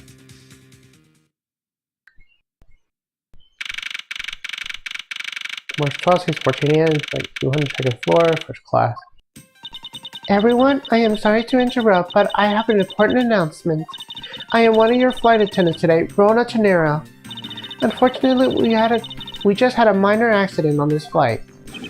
An accident? Don't treat us like we're stupid. I caught a glimpse and it was a murder. Wow, murder? What is going on with this flight? Everyone, please calm down. There's no reason to panic. This flight will stay on course and make a scheduled landing. We are still currently in the middle of a rough patch of turbulence. So until we are out of this area of turbulence, I ask you please remain seated. But someone was killed, right? I mean, what about the killer? Let me off! Please, there is no need to feel threatened. We have already apprehended the culprits. I ask that everyone please remain calm. What the heck is he talking about? Why should we remain calm? My name is Miles Edgeworth. I am a prosecutor. I assure you, I am not the killer. Ha! Being a prosecutor doesn't make you incapable of murder, buddy. Now you listen here. I am not the killer. I simply found the body. So you say, however. I am sure that you are the perpetrator of this crime. I swear on my honor as a professional flight attendant. Oh, is that right? I know what I saw. And there's even very strong incriminating evidence to back me up. What kind of incriminating evidence is she talking about? We already are alerting the proper authorities to our destination. Until we landed, you are remaining in custody of the powers present in our captain. I'm very sorry, but please understand the situation. Your situation? I'm more concerned with mine and the direction it's going in. I'm not just about to sit idly by while I get accused of murder. Miss Tenero, is it? Yes? I was wondering if you might give me a chance. A chance to do what? A chance to plead my case. And a chance to ask what you meant by incriminating evidence just now. Hold on. I'll go to arrange. To accuse a passenger of such a great crime without allowing him to give a proper defense. Can a professional flight attendant inside you really call this action righteous? You have a point. Very well, I'll listen to what you have to say. But be wary of what you reveal. I'm afraid you'll only look even more suspicious if your explanation fails to satisfy. I do not have the time to deal with you all day, so please make it quick. Of course, as you wish. Good. Very well then. Let's get started. I know for a fact that I didn't kill that man in the elevator. What I don't know is what sort of evidence she has up her sleeve. But I'm certain it doesn't fit with how the crime really occurs.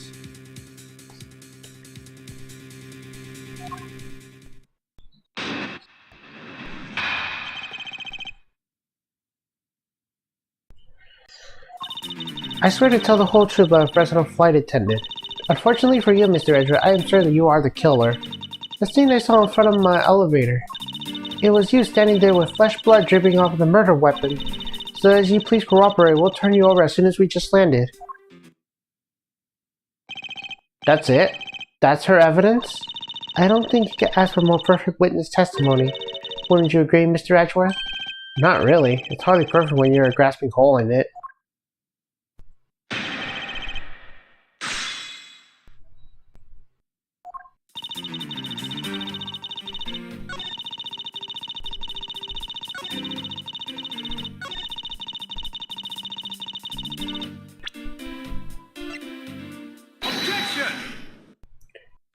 Miss Chinero! What's with the yelling all of a sudden? Force of habit. Well, it doesn't matter. Miss Chinero, you say that you saw the murder weapon dripping with blood, is that correct? Yes, all that blood. Drip, drip, drip. Just recalling that scene sends a chill down my spine. Sorry, but your so-called professional flight attendant's training has failed you. What?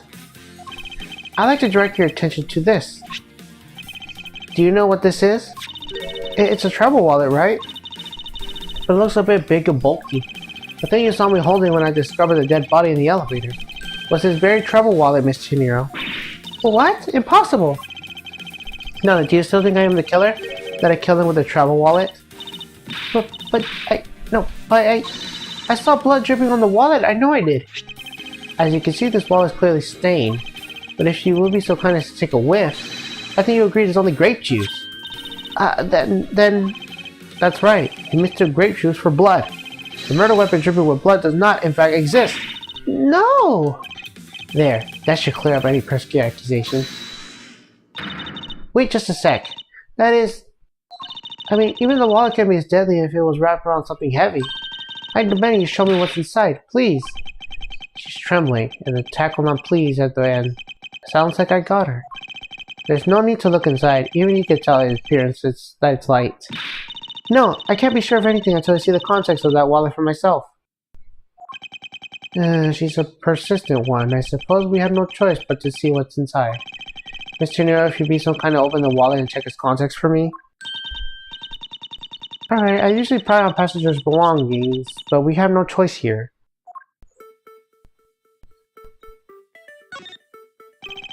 Grape juice stained on the cover. True, I was the one who dropped the juice, however, I didn't do it out of ill intentions.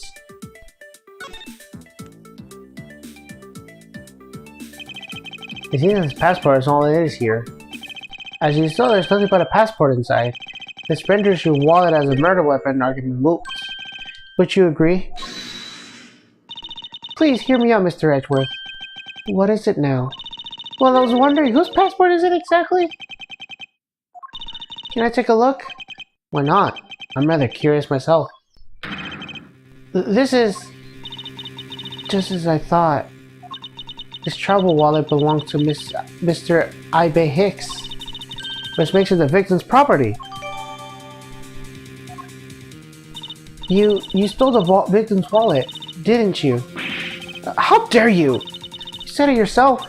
You claimed to be holding this wallet in your hands and when I found you. Perhaps I did misconstruct the wallet for a murder weapon, but it seems like I was wrong about who the culprit is.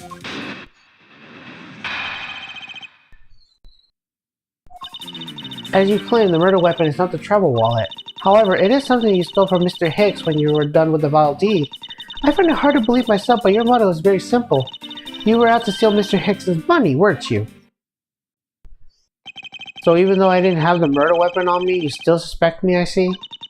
You stood up for the crime scene when the victim's wallet in your hands. How can I turn a blind eye not suspecting for any foul play?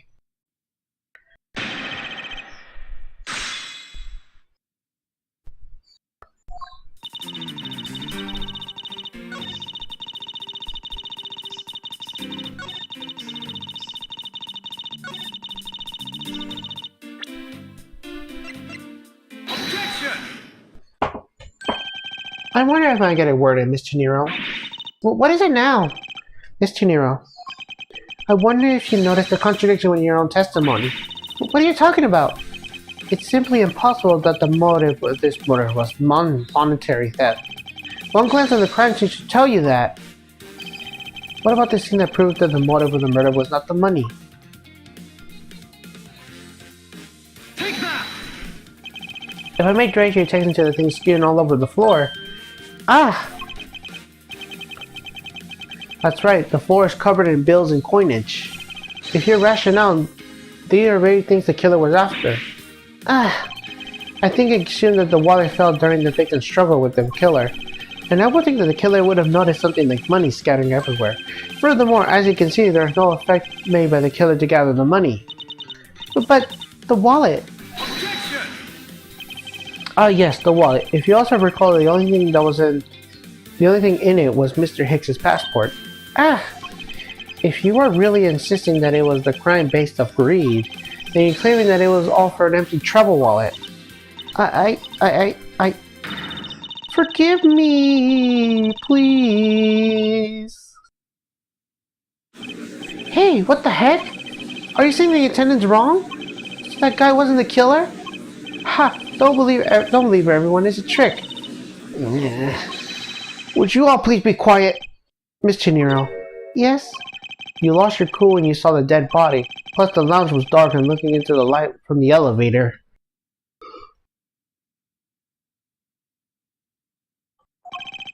It's easy to see how you mistook my wallet in my hands for a murder weapon. I take no offense at what you thought that I was a killer. Mr. Edgeworth. Thank you for releasing me. Oh, it's foreign. What is it now? Miss Chinero, if you could please translate, if you're pretty much obliged. It sounds like Virginian, but I don't understand any of it.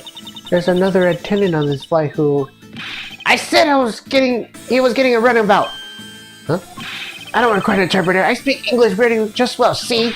You, the attendant! Yes, sir? I want this person to be under the arrest until we arrive at the airport.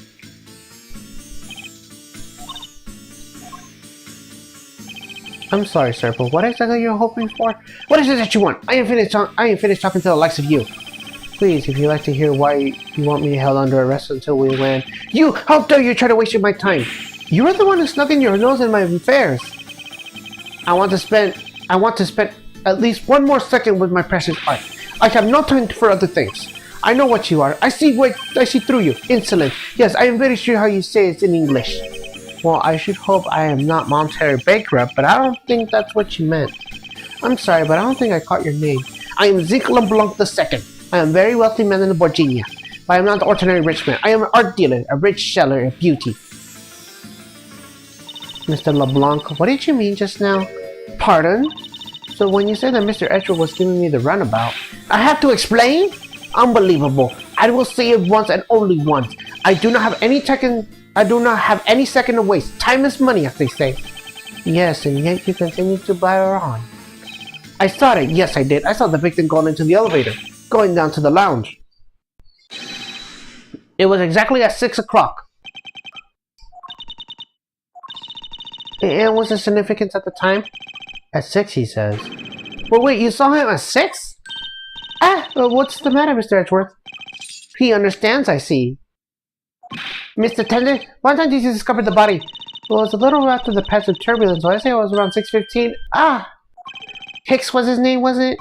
Then I say the man Hicks was killed in a 15-minute time span. Then the person in the lounge at the time was the prosecutor, yes?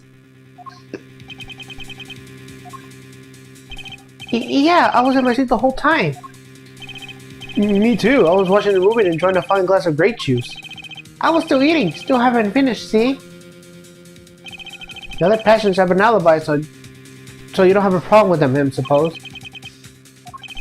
No complaint. I see not a single word against this, right? I have no way to discounting what you have put forth in this for, but it wasn't me. Oh, so you say. But do you have what you say, the evidence? Mr. Edgeworth, are you really the culprit after all? Mr. LeBlanc, I suppose you are certain of what you saw? Enough to give testimony? Of course, I was looking at the man the whole time.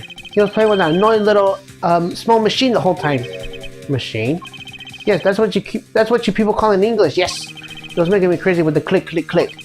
From that description, it sounds some sort of small computer.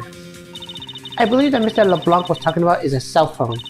I have to say that I did see him playing with it quite a bit myself. A simple cell phone. A laptop and organizer I can see, but that's kind of low budget. I hate that noisy little machine in his hands.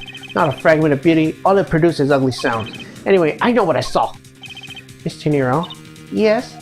I was wondering if I might be granted permission to examine the crime scene. What? You want to examine the crime scene?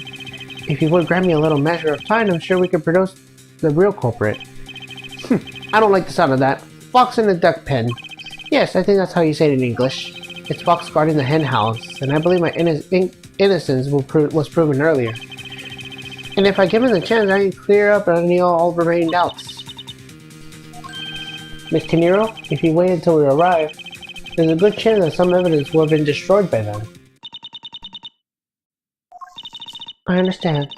Let's go see what the captain has to say. Ha! This should not be improved. Please, Mr. LeBlanc, it's an emergency. All decisions have been made by the captain alone. Now please wait here while I go ask the captain what to do. I'll be right back. You are not planning to erase evidence when you are doing your investigation, yes? Of course not. Ha! We will see. Mr. Edgeworth, you have the captain's permission to investigate the crime scene. But what? Unbelievable! I admit you're dead, Mr. Nero. However, there is one condition. I am to supervise you. Can you agree to that? Of course, I can see no problem with that stipulation. It's only natural that I am still a suspect in this case. Ugh. I take full responsibility and will watch Mr. Edgeworth's every move. I hope this is reassuring now that this will be no foul play. Now then, Mr. Edgeworth, shall we proceed? If you should need any help with anything, just feel free to use triangle to talk. It's time to head in to see the crime, but first for a lounge.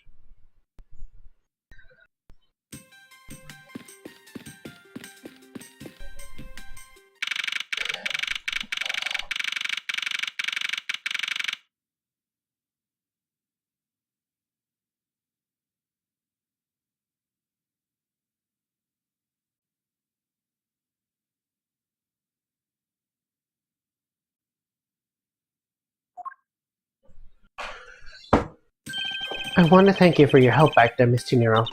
It was nothing. You should thank the captain for granting you permission. And just so everything is perfectly clear, I still don't trust you. Your standing with me hasn't changed one iota. I see. I will bear that in mind. I received an order from the captain earlier. He wanted you to know that. We are reserving the right to stop your investigation if you feel you are not making progress. And when we do, he asks that you please return to your seat at the time. So my time runs out at his and his crew discretion, does it? I have to find a way to discredit Mr. LeBlanc's testimony before time's up. I understand. By the way, is there any place you can think of where the killer might hide on board? I don't think so. After every first-class passenger was accounted for his or her seat, He made a thorough search of the plane. As for business and economy classes, no one can move between the two classes in first class without a staff key card. And we found no record of the key card being used at all. Which means that I have the first class killer in my hands. At least I know that much for sure. And one other thing. No one else has allowed near the crime scene when the murder was discovered either.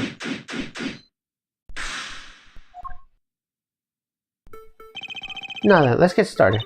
But where should we start from? Let's start with Mr. LeBlanc's statements. The crime occurred between 6 o'clock and 6:15 a.m. During the interval, the only person in the lounge was myself, which would make me the prime suspect. However, since I did not kill Mr. Hicks, that means the killer was around somewhere. If we were to believe that you say is true, then yes. The first order of business will be to gather information to win your trust. What floors does this elevator serve? Only the first and second, though it could go down to the cargo hold. However, that requires a flight crew key card.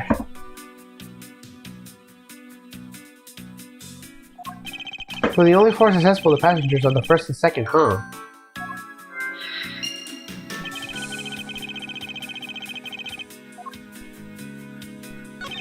What is this sinister looking figure on the floor here? Oh, that's a piggy bank of the company mascot, Captain Ugo. It's just one of the many pieces of merchandise that we sell in our in-flight shop. This bank is a limited edition, so it's so popular that we brought it down to the last one. You have an in-flight shop? Yes, it's just beyond the lounge on the right. The shutter of the store is closed at the moment, but it was to open the whole flight up until Mr. Hicks' body was discovered. There's blood in here. Could that have been the murder weapon? I thought everyone was expected to find a dead body in the elevator on this flight. So Mr. Hicks, he's really dead? Yes. She's trembling, although I can't fault her for that when there's a corpse right there. Mr. Hicks, if you're really dead, then please answer yes. I see she's over the trembling now, though a new symptom seems to have appeared. Anyway, I should focus on the victim's body. Let's see. There's blood on the back of Mr. Hicks' head. Could this be the cause of death? He appears to have been struck very hard. Even his glasses are broken.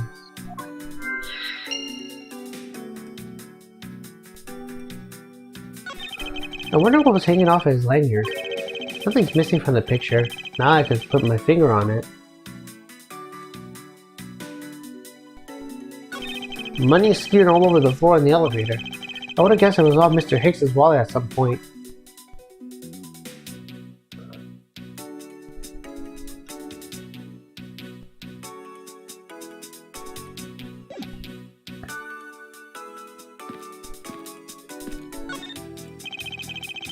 There's some spilled grape juice in front of the elevator. I'm sure it was spilled during the turbulence. Oh, we must clean that up or someone might get hurt. Aha! What is it, Mr. Edgeworth? I found some very important evidence. What is the important piece of evidence in the scene?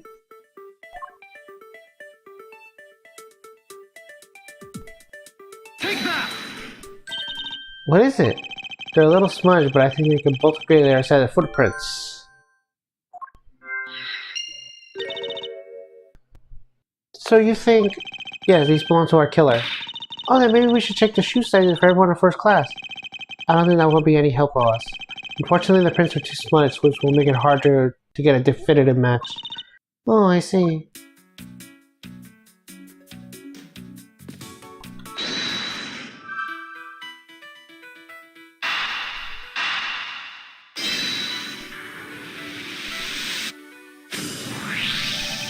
True, there wasn't anyone else in the lounge other than myself right before the turbulence. But if the killer was in the elevator along with the victim, then that's a different story.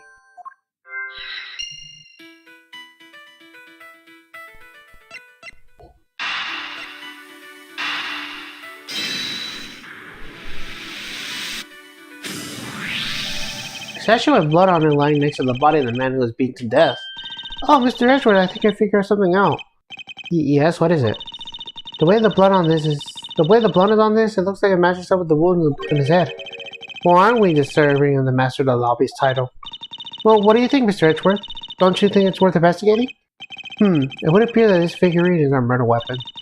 Oh, I just knew it. I mean, I can think of any other conclusion. Perhaps Master of the Oblivious would be more fitting.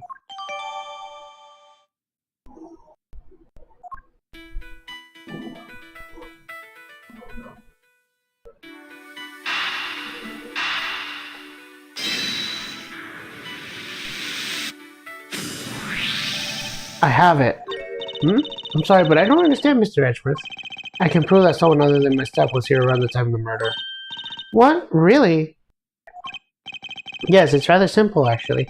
The proof is in the putty, or rather the grape juice in this case. These footprints here confess to me that this very fact that someone else exited the elevator alive. Seeing as how the victim is dead, it would mean the second person. Oh, but couldn't the footsteps be Mr. Hicks himself? Oh, but you take a good look at the victim's shoes, you can see the soles are spotless. Which means Mr. Hicks wasn't alone in the elevator. In fact, it's quite the opposite.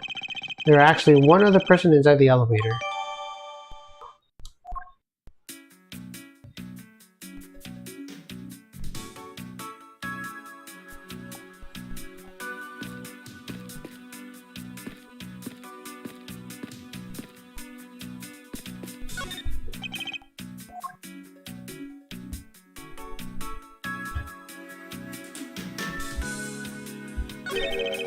There's something sticking out of his pocket. Hope he doesn't mind if I take a look at what's inside. It's a picture. It looks like it was taken inside a building somewhere.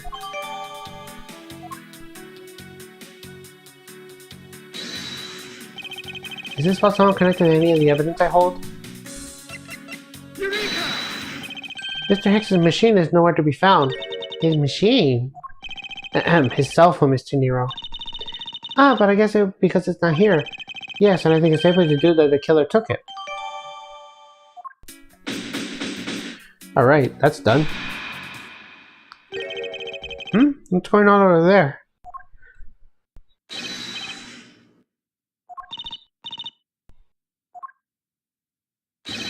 Unforgivable! This is unforgivable! Do you understand what I'm saying? This movie is late! It is the same level as bad as the plane arrived late. But the movie... What? I will not talk to you anymore. You're just wasting my time. What's the matter, Mr. LeBlanc? Is there no emergency? Please return to your seat, sir. Do not tell me what to do. I need not to sit down. Well, Mr. Prosecutor, have you proved you are innocent yet? If you would like, I will prove my innocence to you right now. What? Nonsense. Are you saying that my eyewitness testimony is mistaken? Not mistaken, merely that there's room to doubt. It would be most honored if you could please tell me what you saw in detail once more. Fine, suit yourself.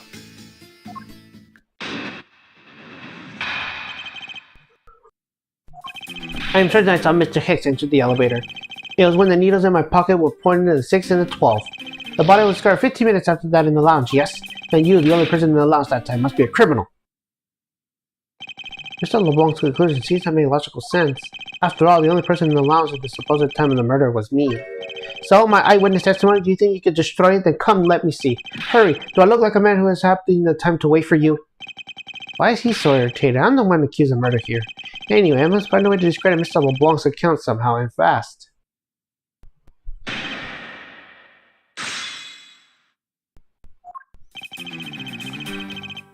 Hold it! Mr. LeBlanc, were you able to get a good look at the inside of the elevator at the time? Of course I saw what I saw inside. And I assure you that the victim was in the elevator alone? Yes, the only person inside was that Mr. Hicks man.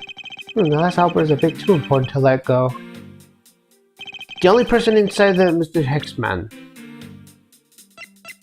Objection!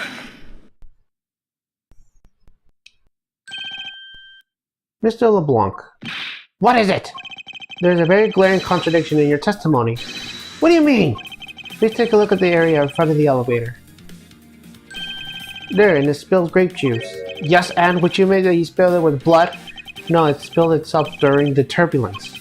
But the interesting thing here is the set of grape juice footprints. Footprints? Yes, the one that leads within the elevator out to the lounge itself. It's evidence that proves that someone other than Mr. Hicks exited the elevator alive. There must have been another person in the elevator, Mr. Hicks. Now then, I'm done playing games. Why don't you tell us the truth? Can you please translate for us? Wow. No way, that's totally impossible. I guess is what he said. No way, that is totally impossible. I know there is no other person with there. I saw him with my own eyes. If you want to know what I think, Mr. Edgeworth, I do not think Mr. LeBlanc is lying to us. I suppose she's right. He doesn't seem to be lying. But then, what does it mean? What about this contradiction? Mr. LeBlanc, Please, just once more, will you recall the details of what you witnessed for me? I was very upset when Mr. Hicks passed by my seat. I was always checking the time over and over again. I happened to follow that man with my eyes when he passed me. I saw clearly in the elevator he was entering, but I swear there was no one else inside. No one. Mr. LeBlanc, if you please calm down.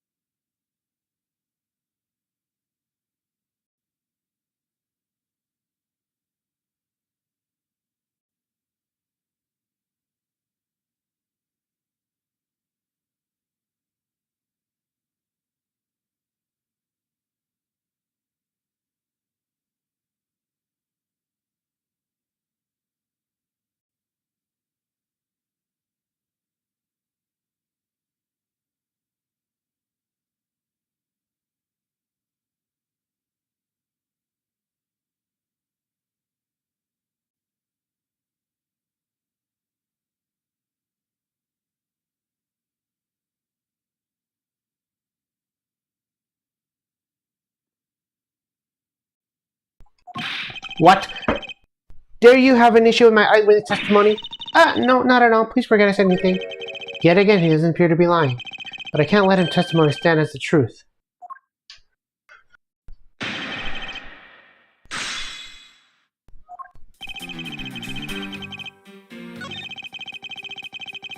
Hold it! Why were you so attracted to the time? Because something unforgivable was happening. Come to think of it, you were yelling about something unforgivable earlier. I was giving a complaint to the attendant about the movie starting time. Return back to me my time, in money. You understand my point? Movie? Is he talking about an initial one that's mentioned in the magazine? The summary of the plot and start time. Interesting. They're supposed to show License to Love, Laugh Made in Murder. I cannot see that movie in my country, you can only see it on international flight. I look forward greatly for that movie. I checked my pocket watch whenever possible, I would not miss it. I even set my pocket watch to the destination time when I came aboard. So even my watch was not wrong, it matched the schedule. But the movie was still late, very, very late. Your pocket watch? I'd like to ask a little bit more about it if that's alright.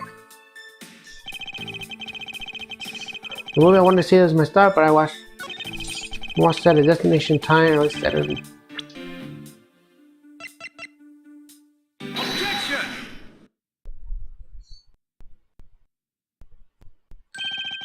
Mr. LeBlanc, you said this just now in your testimony. I set my pocket watch to the destination time when I came aboard. Now, if your watch has been set to the destination time zone, it would mean that your watch is displayed the time in our destination. Yes, and the correct time is worth its 6 cents. I would like to ask you to take a look at this. If you believe the Sky magazine, clocks on this time run in accordance with the time in our departed time zone.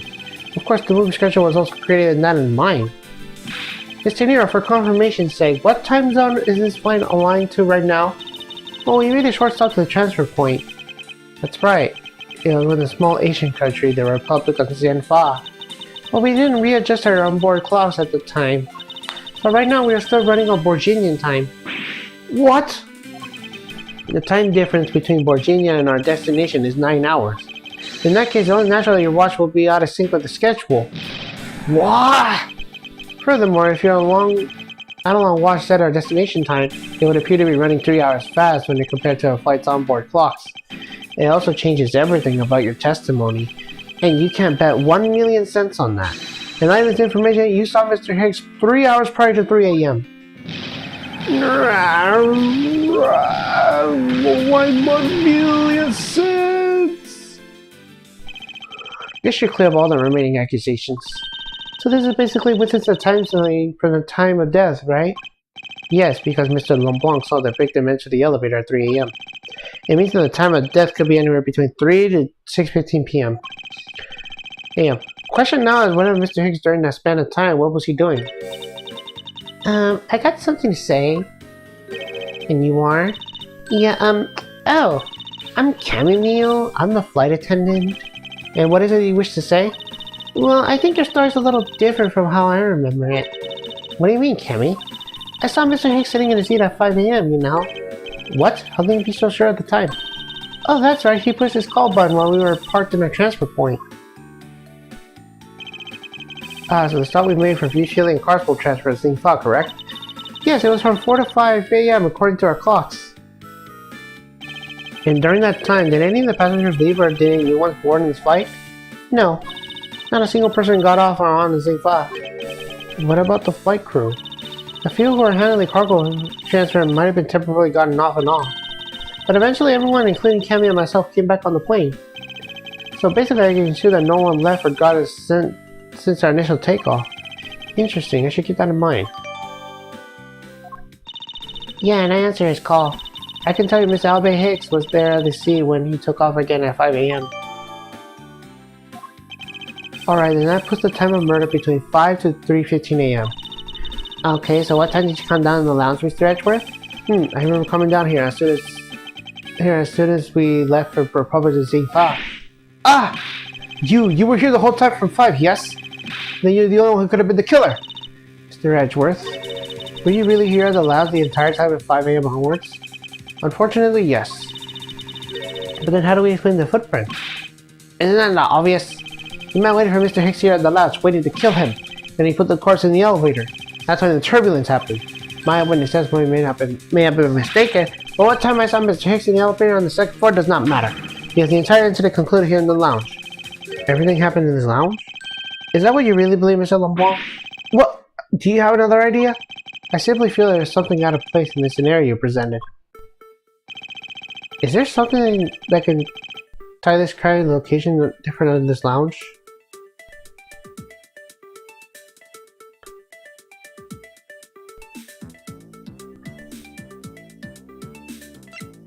Take that!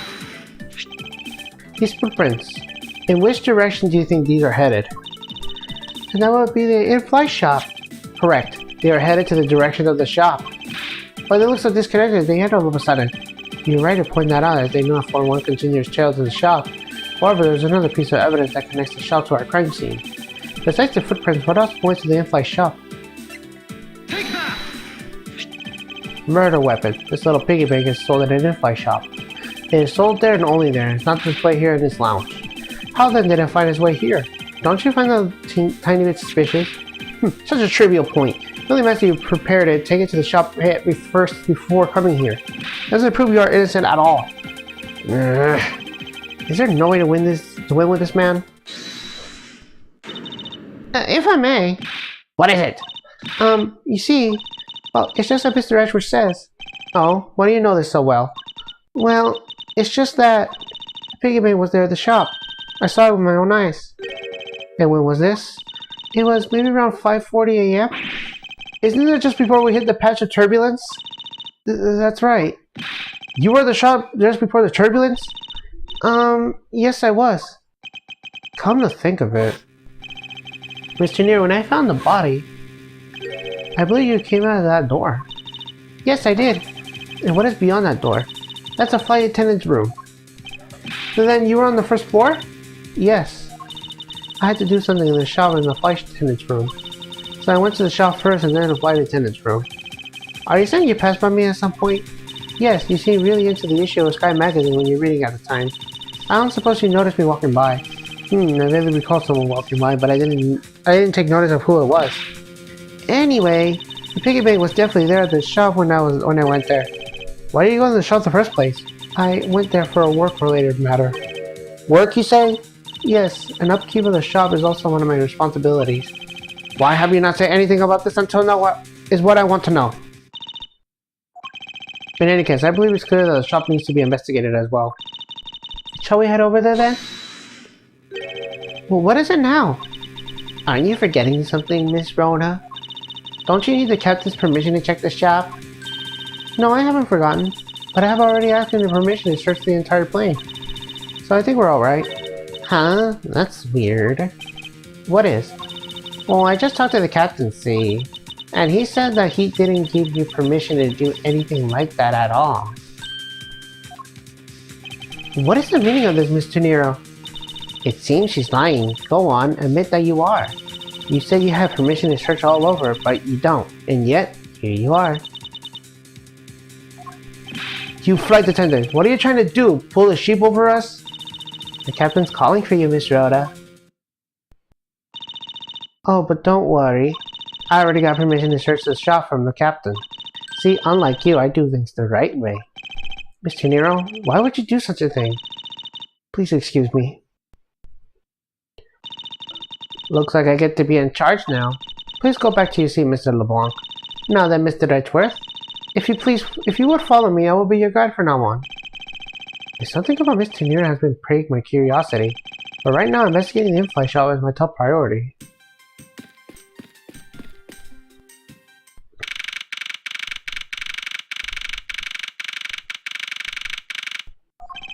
So this is the in-flight shop. It's quite a mess in here. You think? Guess I'll have to clean things up then. Teehee. Hold on, you can't clean up a potential crime scene. Oh, thank goodness. I hate cleaning so much. I must have rushed things here. I must remain cool, calm, and collective. Because this piggy bank is left for the crime scene. But there's a very good chance the killer had paid this place a visit.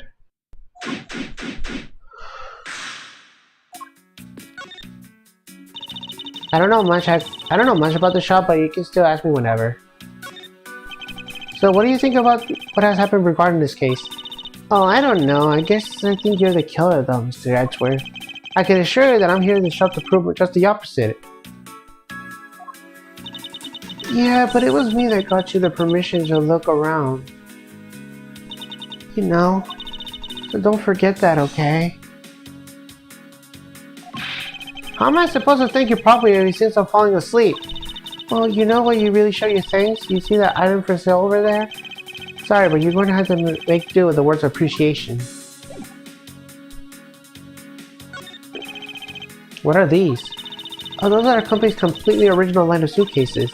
They're practically flying out the doors. That's how popular they are. You should buy one and see how you like it. You won't regret it. Perhaps that's how things work in this flight, but in the real world you try, then buy. No way, but either way, it doesn't really matter. True, either way, why would anyone buy a suitcase after they boarded the plane? Anyway, see that?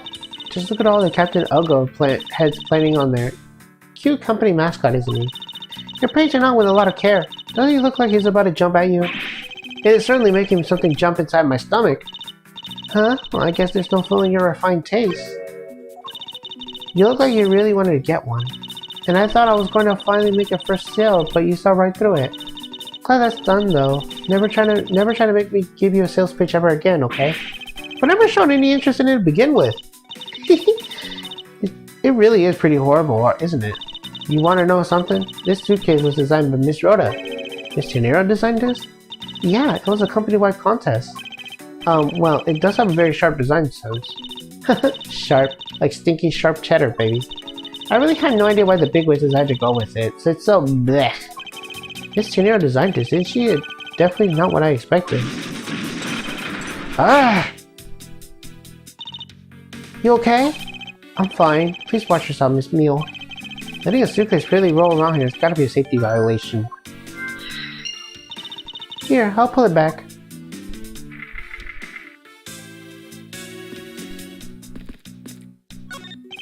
These glass from the display case door is shattered all over, and it looks like there's nothing on display inside either. Wait, actually, there is something. What's this? A mini captain's hat?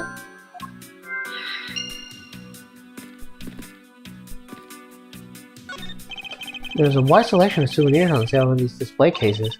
You know what I suggest? Sorry, but I have no intention of buying souvenirs in this trip. Okay, then how about you buy something for me then, as a present?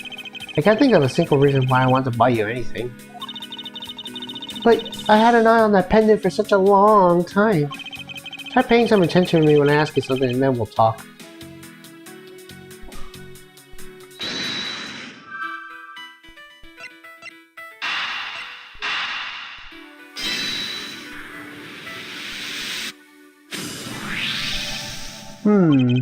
The hat's probably been used with the piggy bank's head, so let's give it a go and see. I believe this piggy bank is forcibly removed by this display case. Does this mean that the killer broke into the glass to get it? Really? Don't tell me you don't know what things go over at this shop. Well, I don't. Miss Rhoda's in charge of this place. So come on, how should I know anything? I sense that further inspection of this display case is needed.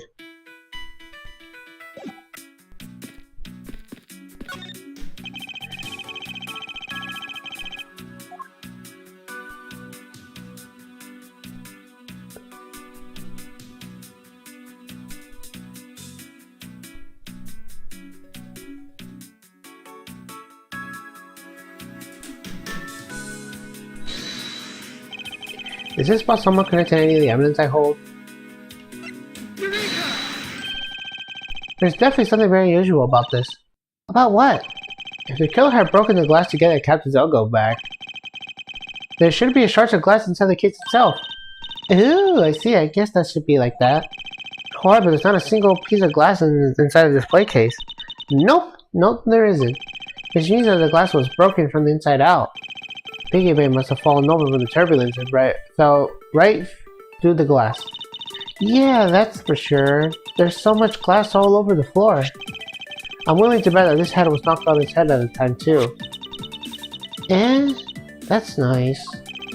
Which leads me to believe that the killer took out the Captain Ugo bank from here after the turbulence.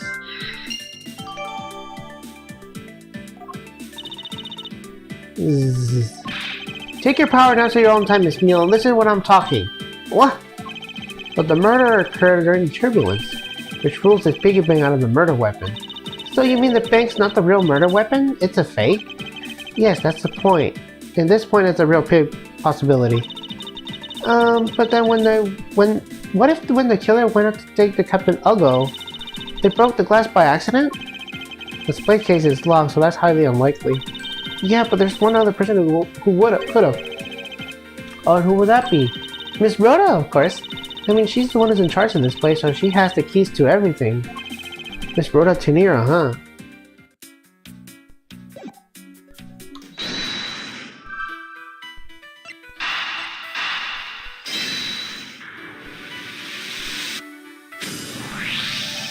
Yes, there's definitely something wrong here. Well, what is with the sudden yelling? Tell me, Miss Neal, do you think there's something strange about these suitcases? Oh, well, sure, they totally ooze strange, like the color and such. That's not what I'm talking about. Now pay attention. Ah, you're scaring me, Mr. Edgeworth. Sorry. These suitcases are lined up a bit too prim and proper. Yeah, they look a bit airtight, don't they? But I guess they take after their creator. Again, that's not what I meant, Miss Neal. Don't you find it unusual that these cases are the only things undisturbed by the turbulence? Never mind, I'd sooner find the answer as buying these suitcases myself. On closer inspection, they really are quite hideous. I wonder how Miss Rhoda would have reacted if she heard you said that. What's wrong? She makes a good point. It would be wise for me to watch what I say out loud. What's this? I spotted something that's not quite right. What is so unusual about these suitcases?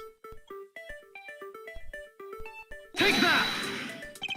There's something very peculiar about these wheels.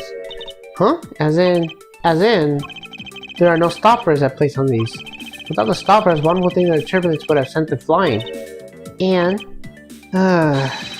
so it's likely that the suitcase was placed here after we hit the turbulence. Let's take a closer look at it, shall we? It would appear to be unlocked. Let's take a look at what's inside. piece of cloth. And it's soaked with blood. Ah, it's blood. It appears that the suitcase is very strongly tied to our murder after all. So explain this to me. What does the suitcase have to do with the murder? I believe it's pretty safe to say that the killer used the suitcase in some manner. As in, to move something, perhaps. But are you sure you're just talking about the cloth then? That alone is too small. The larger item would be needed to move what I'm thinking of. The thing I believe the killer used the suitcase to transport is...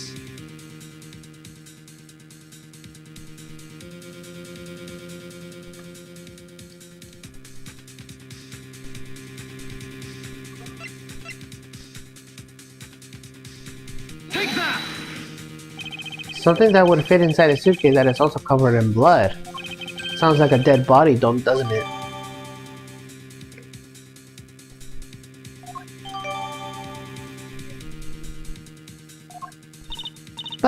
But, in light of this, I say that Mr. Hicks was moved into the elevator from someplace place, which means that the murder had occurred in an entirely different location. So you're saying that after moving the body into the elevator, the killer brought the suitcase in here and just left it? Exactly. What is it? Nothing, just that... I was thinking about what Miss Rhoda said about coming here for something. Excuse me, Mr. Edgeworth. I wanted to give you a bit more time, but I'm afraid I wasn't able to convince the captain. I'm very sorry, Mr. Edgeworth, but the captain feels that he is allowed to ample time. He says that he appreciated if you could wrap it up here and return to his seat. I understand his sentiments, however, if I'm not allowed to complete my investigation, crime scene may become contaminated by the time we have landed. If I must stop then, and I sense I'll be allowed to oversee the preservation of the two sites. Under your supervision, of course. If that's your only condition, then I believe we can accommodate your wishes. I'm here to assist you in any way I can, Mr. Edgeworth. Sounds like fun! You can camp out, watch over everything together. I found proof that the real crime scene was not in the lounge, but I have enough evidence to prove myself in the innocence of any wrongdoing. And yet, regarding what Miss Mule reminded me about Miss Gennaro, I can't allow my investigation to end here. The truth must come to light.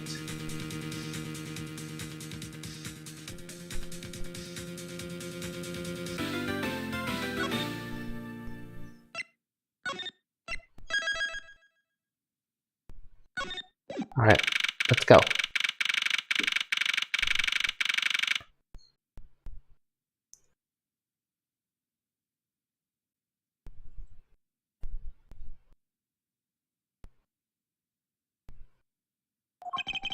I know that once we have landed, I'm supposed to let the local police take over. But thanks to Miss Gennaro and Miss Mule, I was able to preserve the crime scene. But I just can't shake it. I wasn't able to talk with Miss Gennaro in private. So I'm left wondering, just what was she up to? Why did she do what she did? There must be a way for me to continue my investigation. I've been expecting you, Miles Edgeworth. Yay, Francesca's here. Francesca? I thought you were still in Germany. I go where I need it. And where there is a criminal to be caught. Her name is Francesca von Karma, the daughter of my mentor, Manfred von Karma. She, like myself, is a prosecutor. Are you heading up this case? It would be a bit of a relief if you are. Don't you try to fathom me, Miles Edgeworth. I'm placing you under arrest. What? It's quite frustrating, actually. I hope to accept my revenge on you in a different venue. But I'll have to take what I can get. I never thought I'd see the day when a disciple of the House of Von Karma will become a criminal. Have you no shame? Wait, it has been a misunderstanding. I didn't kill the victim. A misunderstanding? I heard all about the murder over the police radio of the captain himself. You waited for the victim on the first floor and then beat him to death. Francesca, do you honestly believe that I killed a man? I suppose I could reserve judgment just after I investigated this for myself. I can put your arrest on hold until then. That's as it should be. Ha! I don't need the lesson how to perform my duties from you of all people. To be perfect in any way, a fulfillment of that creed alone is what I strive for. Well, I have my own creed, which I must fulfill, so why don't we solve this together? I have to get going. The crime scene awaits. Don't you dare leave town. Trust me, I have no intention to. Detective Gumshoe! Yes, sir. Too slow! Ow! Listen up. I'm leaving you in charge of watching this man. Don't mess up, understand? But Mr. Edgeworth, I'm supposed to guard him? A simple yes or no, detective. Ah, yes, sir. Understood, sir. You just leave it to me, Miles Edgeworth. If you interfere in my investigation, I'll arrest you on the spot. Are we clear? Now then, if you'll excuse me. Good to see you again, Mr. Edgeworth, sir. Boy, am I glad to see you're okay. Thank you, detective. I believe in you, sir. You can lean on me. I'll get you through this. I have to admit, I'm a bit curious of what Francisca was up to. Maybe I can ask a detective? Very well. In that case, I have a few questions for you. Oh, look who's here. Looking from behind, I think I've seen this man from before. Nom nom nom nom. In Soviet Russia. World flag Russians eat you. Found it, lol. Ooh, I feel a weight of creative power going on. It's over 9,000, lol. For my next movie, it's gonna be the Steel Samurai Neo Tokyo versus the World Samurai Champion of Earth. It's gonna rule so many boxes. So Steel Samurai is finally getting a movie. Yep, it's salmonella. So how is the internal investigation going? We just shipped the body off to the coroner's office, and we're taking statements now, sir. Yes, that sounds like Francisca. She is always good at quick responses to the case. I say she was a little too quick, sir. Oh, how so? I rushed on over as soon as I got word of the affair, sir. But somehow when I got here, Miss Von Kron was already here barking out orders at everyone. It was kind of creepy, as though she already knew she had there been a murder or something, and had come in advance to wait your flight's arrival. That is sort of odd. She did show up rather quickly and out of the blue. Plus, I still don't know why she's here in America. There must be some backstory to all this. Miss Von Karma just kind of popped out of the prosecutor's office about a week ago, sir. Something about chasing down some leads related to a certain incident. No details? It's kind of top secret, so she can't talk about it even with me, sir. Knowing her, it's the only type of talking she likes to do is with her whip. Plus, I doubt the top secret part was what stopped her from talking to you, detective. Although, I wonder if her case has anything to do with mine. Anyway, that's about all the info I have, sir. We should find out more about what we'll investigate. Yes, it is high time to resume the investigation, starting with talking to the people involved in this case afresh.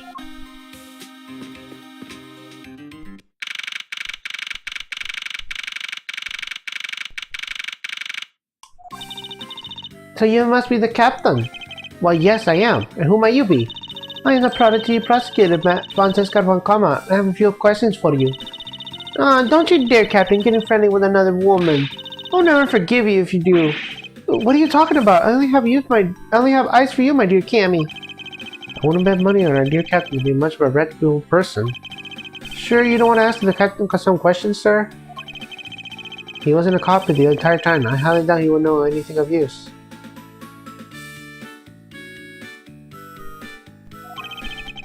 Anyway, I like to leave that type of witness to Francisca and her whip.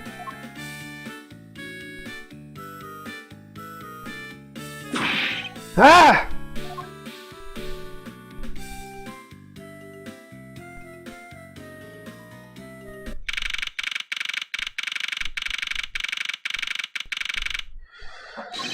Now see here!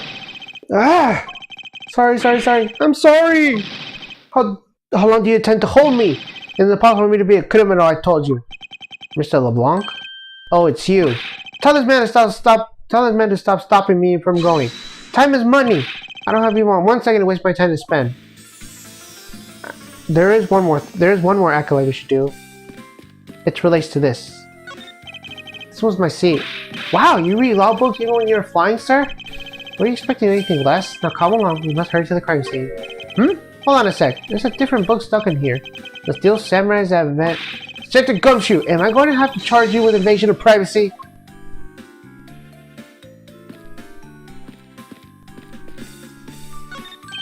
Hey, Mr. Edgeworth, I think you have too many red knights in this board. It's just your imagination. And it looks like that blue pond has been completely surrounded by the red knights.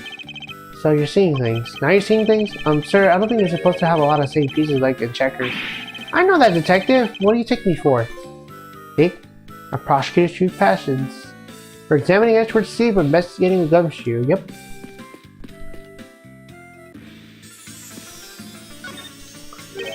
Did you finish taking his statement yet? Yep. Hold on, sir. I do not consider you have done examining cargo hold. I want my cargo back!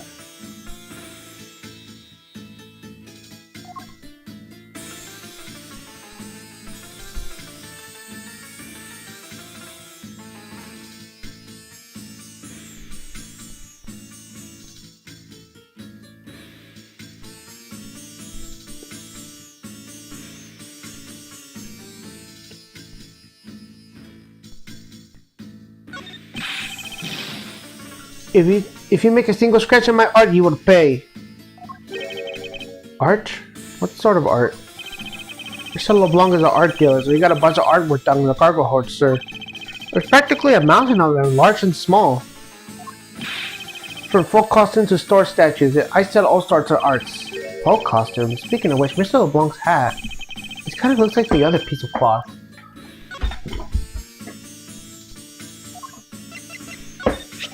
Mr. LeBlanc, can you please take a look at this for me? Oh, that's a Borginian cloth. As I suspected, your hat is made of the same material, I suppose. Yes, of course, this bag is so famous, one order comes from all over the seas for more. Then this is the cargo you were talking about earlier? No. My cargo this time is much more many gigantic. You, detective, we're gonna have my cargo moved. You can only get your cargo back when we're done investigating, pal. The stubbornness of you police, it is no good. It is no good that attendants would refuse to exit the attendance room too. That attendant? I wonder if he's talking about Mr. Nero.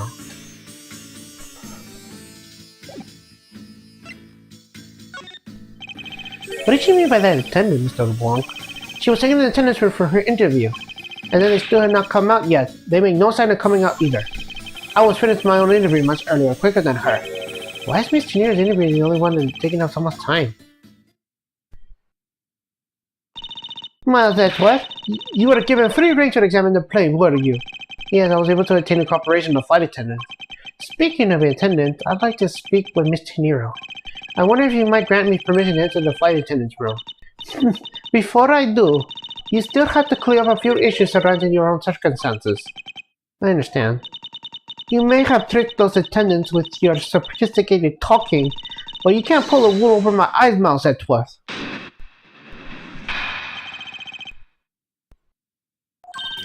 Let's not complicate things and go with the most obvious conclusion. The scene of the crime here is the very lounge at the very lounge the body was discovered. From the time the victim was seen calling her attendants up until his body was found, the only person in this lounge the entire time was you, Miles Edgeworth. This unmistakably makes you the likeliest suspect. The likeliest suspect, Francisca? Do you have a problem with that? No, but it's not like you use such big wording. You're usually a bit more obsolete. I'm simply trying to watch out for you. Is my kindness too hard for you to comprehend? Thank you, but your lightness is not necessary, for I will prove my innocence soon enough. If I want to continue my investigation, I have to break her line of logic fast.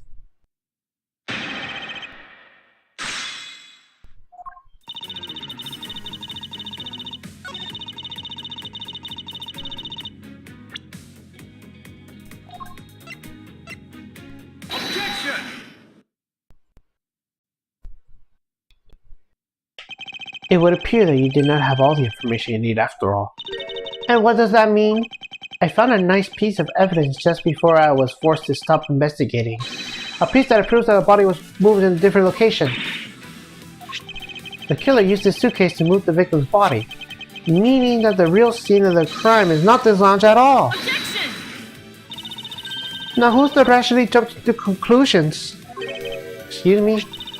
All you did is find this piece of cloth inside the suitcase. That doesn't prove that the body was moved. It could be that the killer simply moved that suitcase in a good place to hide the cloth. I expect you will come to that conclusion. It would seem that I can't skip that easily. You should know better than that. A one karma is perfect in any way. But did you know that the killer definitely wheeled the suitcase around at some point? As if there's proof of that. Where's the proof that the suitcase was moved around? The spilled grape juice in front of the elevator? Yes, and I'd like to draw your attention to the area here. Where's the evidence that proves the killer dragged his suitcase around here?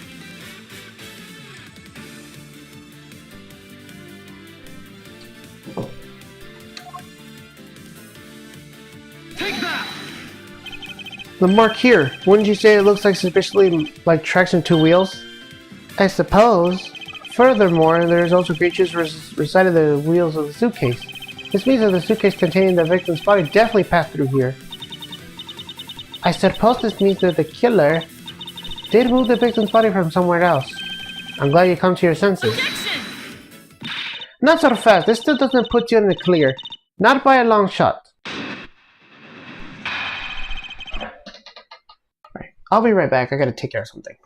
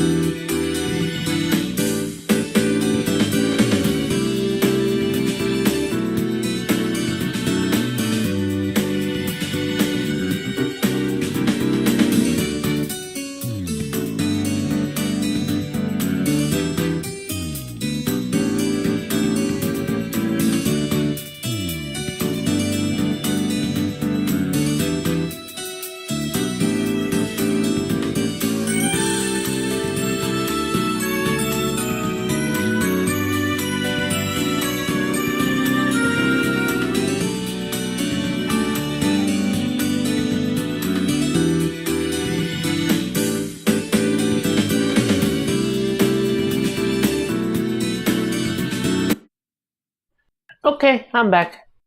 Let us begin with Francisca Logic Part 2. You prepare yourself and require a piggy bank before the plane hit the turbulence, and then you wait for the victim in the lounge where you beat him to death. Then while you're waiting for the elevator with the victim's body stuffed in the suitcase, the plane hit that patch of turbulence and outflew the body within the suitcase.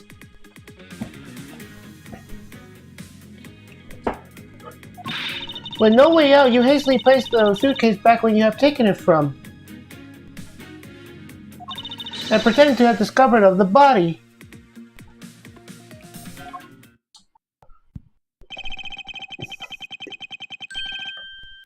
Not a bit of a logic or something you thought of on the fly. Just what are you insinuating? That I will show you exactly how flawed your logic is. No matter how strong the face you put on, not even you hide the fears from me. I'll expose the flaws of your logic in one fell swoop.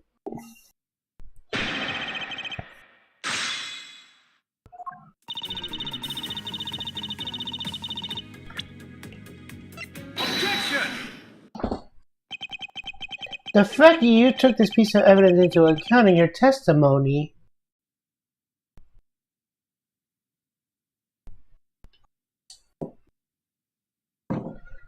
is to be commended. Your legal process is certainly something to be feared. Evidence and logic, essential tools that those who are standard courtroom must learn to master.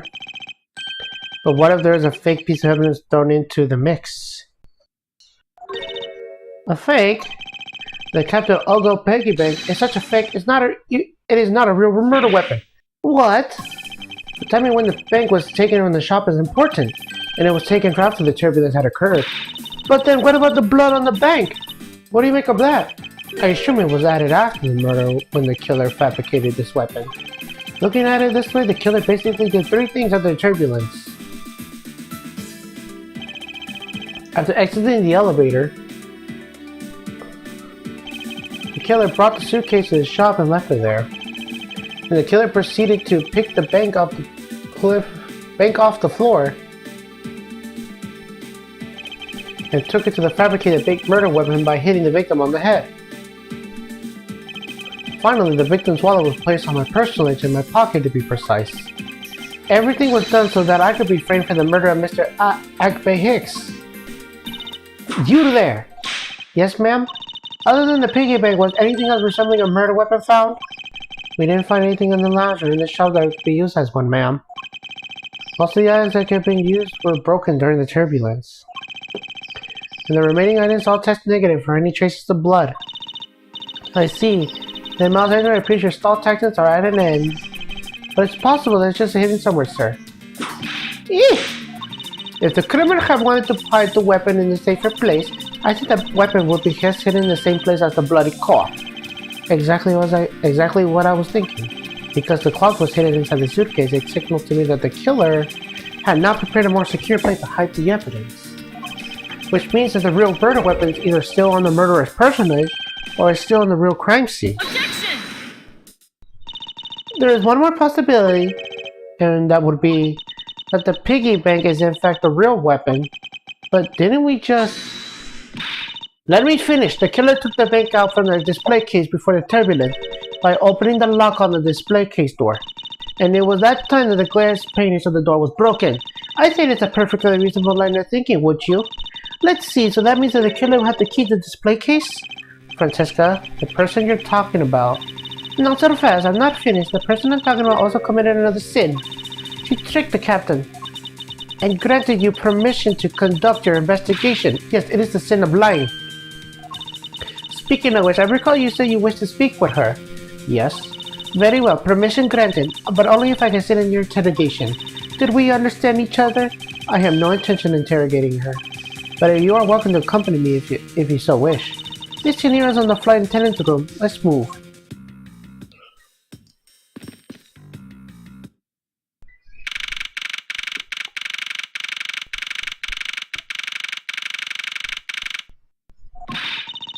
So you're the one who poked around inside the plane without the captain's permission. Deviating from the light attendant's manual is very unbecoming, you know. What were you hoping to accomplish by doing that? Mr. Nero? Ah, Mr. Edgeworth, you're here too? Can you please help us and shed some light on why you did what you did?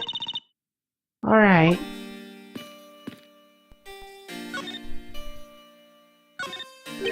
Why did you lie about receiving the captain's permission like that? Because I didn't think you would be able to get his permission. What do you mean? The captain, he only has ears for Cammy. I spoke with the captain a little earlier myself. He definitely seems to be better than taken by Miss Mealy. Yes, and on top of that, I have mistakenly accused Mr. Edgeworth of being the killer. I wanted to make amends. In that case, please allow me to thank you for what you did. Thanks to you, I was able to clear myself of all charges. Really? You were able to prove your innocence? Oh, thank goodness. Miss Tenera, isn't it? There's one more thing I'd like to ask you. You were in the in-flight shop just before the turbulence, weren't you? Please answer it honestly. Yes, I was. And why were you there?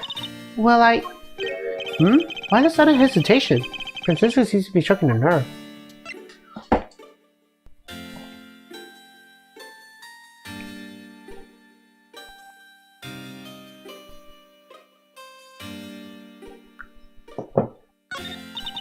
All I did was go check up on the shop like I always do. You're saying it was for work then? Yes, I am in charge of the shop, so I have to keep an eye on it. I don't have any reason to go there otherwise. After you visited the shop, you paid a visit to this room, correct? Yes, I came back to freshen up and adjust my makeup. I'm sorry, but there isn't much else to tell. Mr. Nero claims to have no reason other than duty to go to the shop. But is that really all there is to it? Maybe I should ask her about the thing.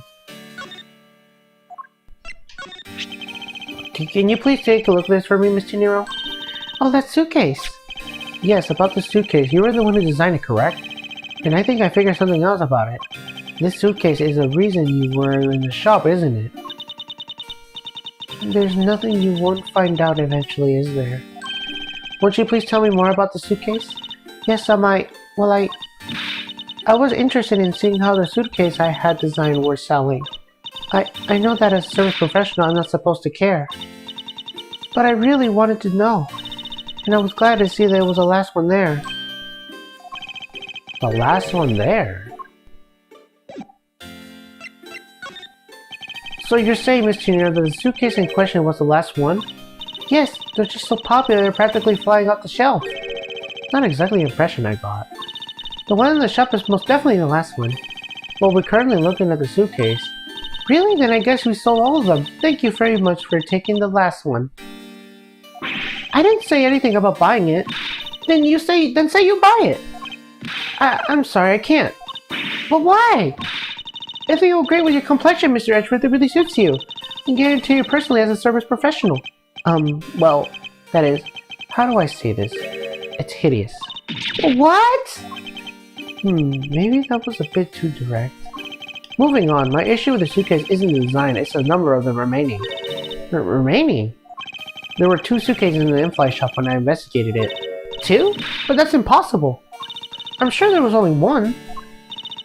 Looks like her story has generated quite a contradiction. When I left the shop, I'm positive there was only 1 suitcase left. Something is amiss here. What could there be meaning of this inconsistency? By the way, Miss Nero, what is one of those suitcases doing here?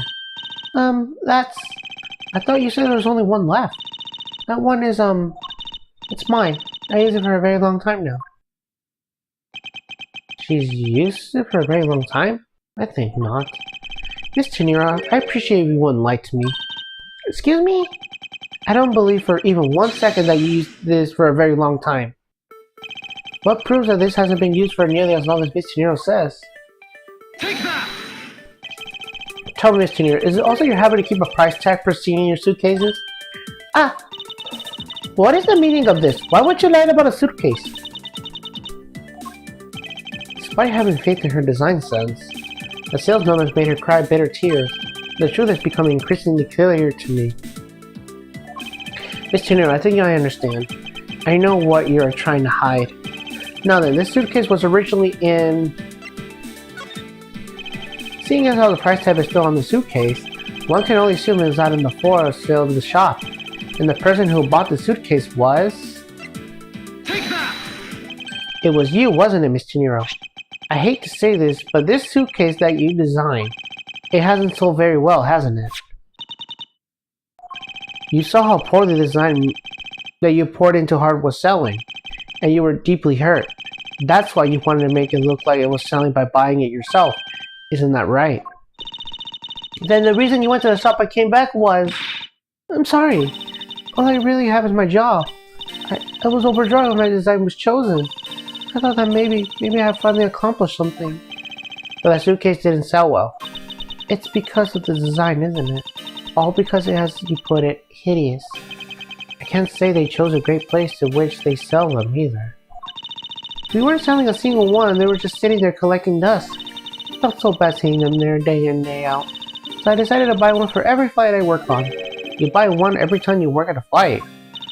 I see, so in order to keep the resolution, you went and bought one today as well. Yes, and here's my receipt for that purchase.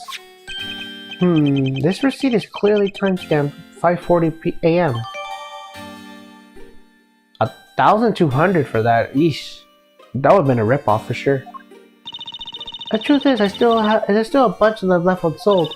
I'm planning to scrap the remaining ones at the end of this flight. Mr. Nero, where are the other suitcases? They should be all down in the cargo hold. And then the suitcases the killer used could very well have come from the cargo hold. Mr. Edgeworth, you don't think that the killer used one of my suitcases to... Yes, I do. The killer used one of your beloved suitcases to move the victim's body. Ah! How could they? Those suitcases were meant to be a faithful partner to our passengers on their trips. That's all I ever wished for them to be. Mr. Nero, is there any other way to get in the cargo hold other than the elevator? The only other way is just through that door there. And what about security? That door has no special lock insult because just to enter this room, you need a special key card that only crew members have access to. Which means that the culprit is someone other than who can enter this room, eliminating the passengers and leaving only crew members as potential suspects. I can't believe it. Yes, Francesca? Going on these wild goose chases, you are a disgrace of the Morcombe name. And what do you mean by that? The suitcases came from the cargo hold. That fact alone tells the whole story. Yes, and which is why I said the culprit must be a crew member who used their key card. Miles Edgeworth, you're proposing that the killer rode the elevator from the cargo hold, correct? Yes, that's the only realistic possibility. The other attendant, Miss Meal. I asked her earlier, she had this to say. I just got information on Miss Meal. In order to make the elevator go down the cargo hold, a different key card is required. A different one? Yes, and the only person who holds that particular key card is you, Miss Rhoda Tierra, and only you. Ah! What? Is this true, Mr. Nero? Yes, I keep the key card in my locker at all times. Would you please show us that card right now? Yes, hold on. Ah! I don't believe it. What's wrong? The key card! It's gone! Very clever. Pretending that the card was stolen when in fact you're just trying to hide it from us. You really thought this through. Wait, it's not like that. You can tell us all about it down in the station. Officer, arrest this woman. Yes, ma'am. Mr. Edgeworth.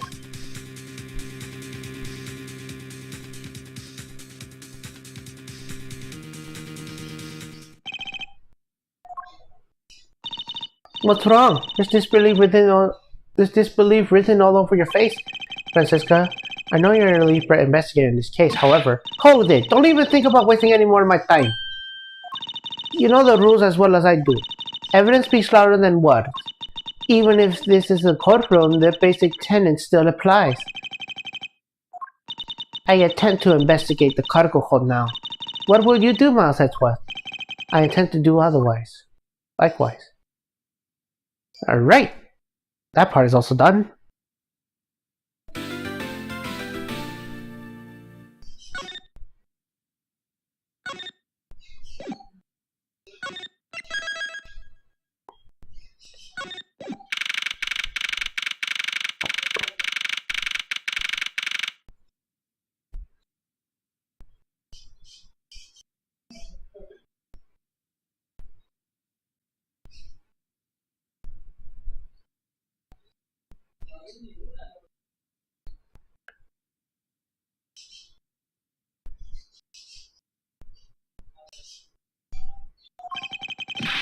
Wow, so this is a cargo hold, huh? It's so big!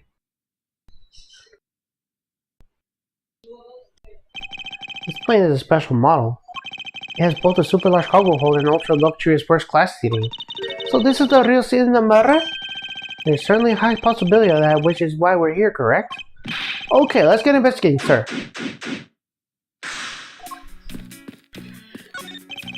Holy suitcases, Mr. Edgeworth. It's like an all-you-can-use suitcases fair. These must be all leftover ones. This must be all the leftover ones they couldn't sell. The ones that the company is planning to dispose of after this fight is over. Paint job is really cool, don't you think? Practically screams artsy. Well, why not purchase one then? I'm sure it will bring you much happiness. You think so? Then maybe I will. Let's see here. $1,200! I think I'll pass. And Miss Chinero wonders why they don't sell well. You need 2 jobs just to buy this one. Although it definitely looks like one is missing. What is this brittle substance I'm stepping on? It's a bunch of glass fragments?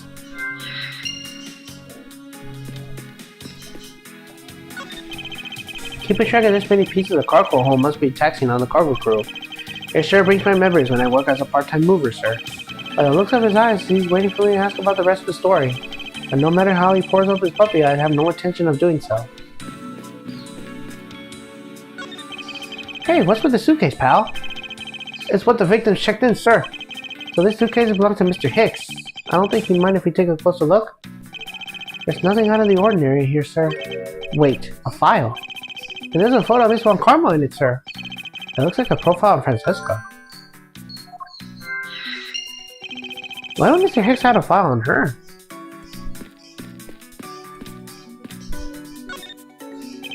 You were rather than seeing the crime before Jenkins armed you, correct? And you didn't immediately begin a direct investigation. It seems to me that you're already here at this airport for something besides the murder. Yes, that was.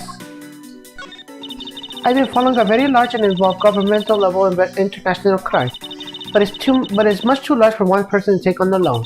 So I decided that I should form a joint investigation with Interpol. Interpol is involved?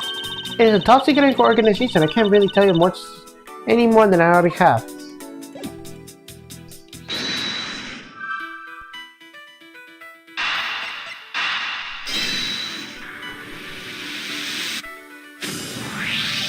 I think we can safely conclude that these fragments are from the pair of glasses. And the victim was wearing a pair of broken glasses. Exactly what I was thinking. I'm sure that the shards would match up perfectly with the remains of the glasses lenses. Ergo, the victim was here just as I expected. So you're saying that the real scene of the crime was here, sir? Isn't that what I've just been saying for a while now? Oh, is it? I didn't know that. Perhaps it's a bit too early to draw that conclusion. However, I believe that the probability is just skyrocketed considerably. All that's left is to find a murder weapon.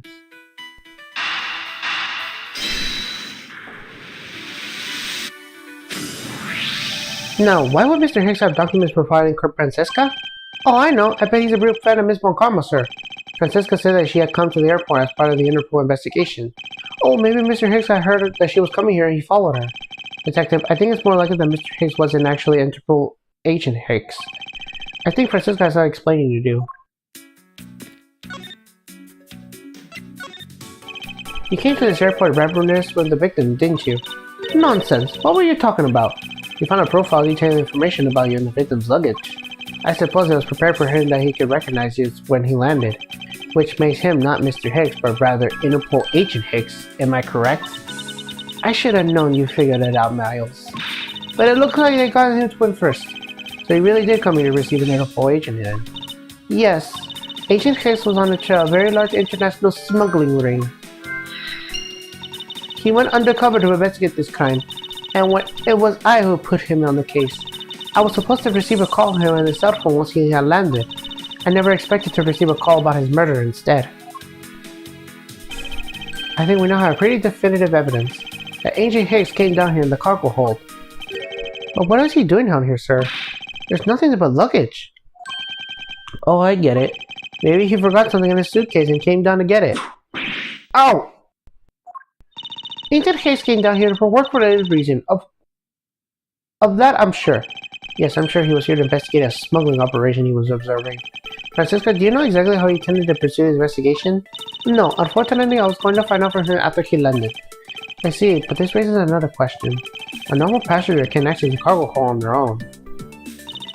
Agent Hicks must be identified inside the member of the crew, and enter the cargo hold with that person who had let him in. Yes, and then he was murdered here. These glasses fragments and the broken glasses are a testament to that, and then...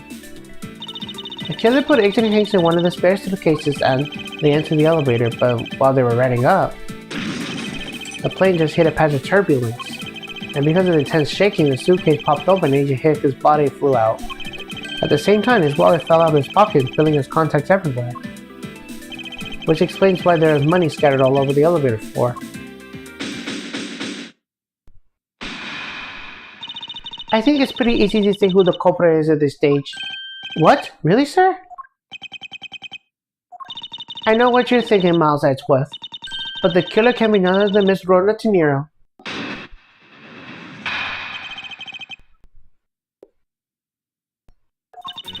If it was a crew member, any one of them could have shown Agent Hicks to the cargo hold, but the point to keep him in mind in the keycard is to allow the elevator to come down here.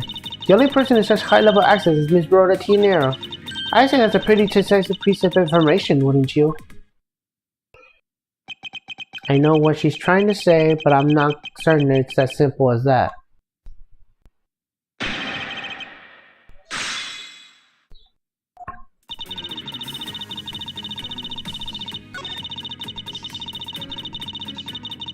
Hold it! But highly the keycard was stolen from Miss Tenero. It's highly likely. Is that possibility the best you could come with? And you call yourself a disciple of my father? Yes, well, while I don't have any evidence, Be quiet, you're a disgrace. There's more evidence pointing to Miss Rhoda Tenero, you know. It's not just the keycard that gives her away. Are you certain that the murder weapon that Captain Ogo piggy bank? Yes, she's also the only person with the key to open the display case. Furthermore, there's a matter of the key to the displaying case of the Hertz murder's bank. But that is a fake. Stop right there, Miles Edgeworth. You don't have any proof that this is just a red herring. If you must keep on insisting that it's a fake, then what is the real murder weapon? Where did it go? Speechless, I see. It's not a surprise. After all, it's only you know that we searched the entire cargo hold and came up empty-handed. There must be a way. There must be something that can help me rule out the piggy bank as a murder weapon. What should I be examined further to help us in certain the certainty of the weapon? Francisca, I think you were too quick to jump to your conclusion. Oh, was I? Yes, we don't even know the autopsy results yet. How can I not say that you made a snap judgment when you have yet to see that if the wound on Agent Hicks' head is consistent with the murder weapon? Scruffy! Yes, sir? Come to the medical examiner's office at once. I wish to hear the result of Agent Hicks' autopsy. Yes, sir!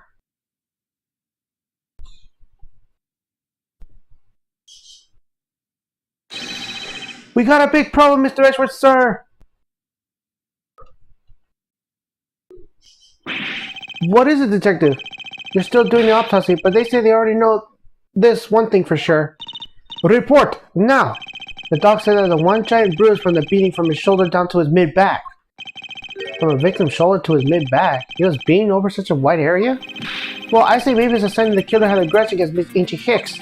It wasn't just his head. The killer went out and hit him multiple times, sir. Scruffy, what is had a grudge against Mr. Hicks supposed to mean? Well, that's, wasn't the wound in the victim's head consistent with the murder weapon, detective? Oh, well, they say they were still looking into that, sir. You're completely useless. Ouch! Sir, I told you already, you can't go down there. No, you remove yourself out from my way. What is all that racket?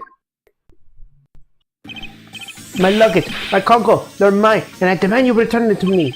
We're still investigating the cargo hold. Please understand and have a little patience. I suppose there's no choice. Finally, I think he gave... Hey, what are you... You let me no choice but to use strong force. Arrgh! You won't get past me. This is... Wait, that's it. That's what the whole thing has been about. Furthermore, there's a matter key to display a case at a murderous bank. After all, you know we've been searching the entire cargo hold and came up empty-handed. The dog says that one giant bruise from the being from his shoulder down to his mid-back. Wow, that looks brutal.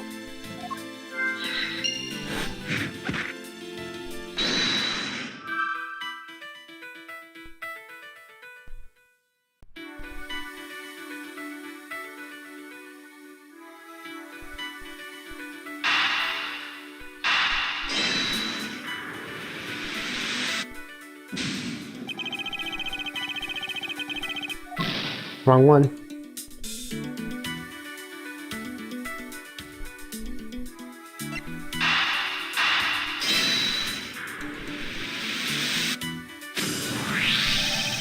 Allegedly, the killer stunk on the victim many times over, which is why there are extensive bruising all over from such a wide area.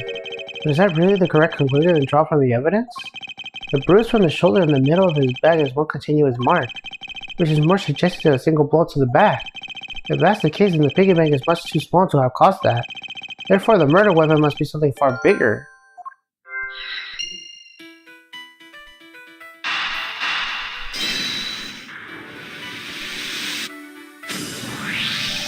If we're looking at a rather large weapon, you think it would stick out. But so far, we haven't found anything that resembles a weapon of any sorts. Perhaps, just perhaps, it's something we all overlook at the very beginning, because normally it's too impossibly big to be taken into consideration. What was that just about? Is he trying to jump his way down here? Francesca? What? What do you want? I found it, Francesca. I found the real murder weapon. You did? He really jumped.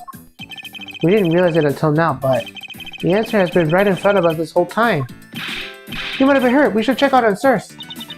There's that pompous attitude of yours again. You should learn to drop that habit. This coming from prosecutor the habit of whipping everyone she came across. Anyways, if you read it correctly, then you back yourself with evidence. You don't want to listen at all, aren't you? Come on then, show me this real murder weapon you speak of. I don't have any evidence to show you. Foolish reasoning for the foolishly foolish fool meant to fool me. What do you mean by I don't have any evidence to show? First, I should phrase it as that which caused Bishop hates as possible. Forgive me, I do believe I figured out what was the real cause of death. The victim fell to a great height and subsequently died as a result. In other words, the real cause of death is free falling to the ground. He fell to his death? Yes, this is the only possible possibility. The victim was extensive bruising in his back, from the back of his head and his back, and the only rational explanation for the injury is that he fell to his death. But the murder happened inside the plane. I know. Are you claiming that there's some place in the plane in which he could have fallen from? As I said earlier, the answer has been right in front of us the entire time. You can't mean... Yes, I do. The victim fell from the top of the stairs to this very cargo hold. What? Then we're in trouble. We may have a second death in our hands, sirs. Hey you, tell me you're on dead, pal. Quiet, why are you screaming? He's alive! And there you have it, Miles Edgeworth. It's not possible that he fell over the railing to his death. That man is living proof of that. I suppose it's true that it's not possible, given the current circumstances. The current circumstances? What is that supposed to mean? Supposedly there's a large piece of cargo that wasn't there at the time. What would have happened then? He would have been a Virginia pancake for sure, sir. I suppose that man over there wouldn't still be breathing. But the reality is that cargo hold is there. And there's no point in entertaining your wild hypothetical scenarios. It may be there now, but there's no proof that it was always there. Ha! As if there was a window of time that giant box wasn't there. But there is. What? What can I use to show her that it's possible the box was not always there where it is now?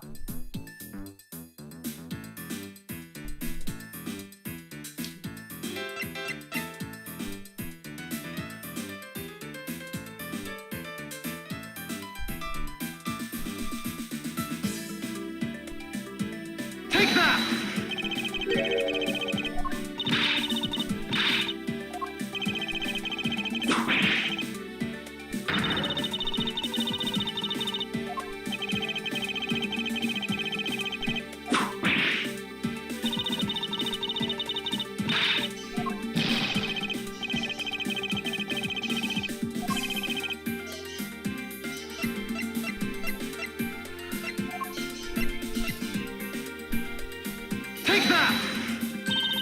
You refill the publicly St. Fa?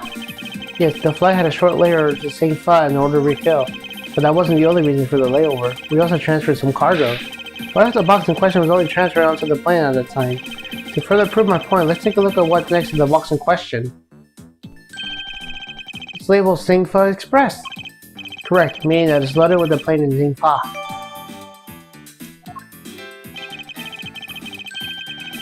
Now, what if the box in question is also loaded at the same time? It would mean that the box was not there at the cargo hold during the Europe-Singfa leg of the flight, making a clear stop to which H.H. could have fallen to his death entirely possible. Ah, but your theory is still far-fetched. Then allow me a chance to prove how likely the scenario is. The first order of business will be to examine every piece of cargo in more detail.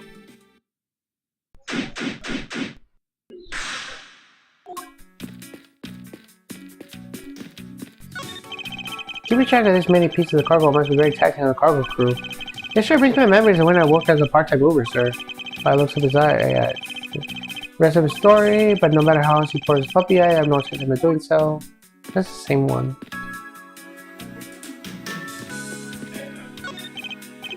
This is a rather large piece of cargo. There's a tag on it, sir. Let's say Alfred statue? Never heard of it. No, right, but I care enough as if to prove it wasn't here at the time of the crime. Let's get investigating, sir.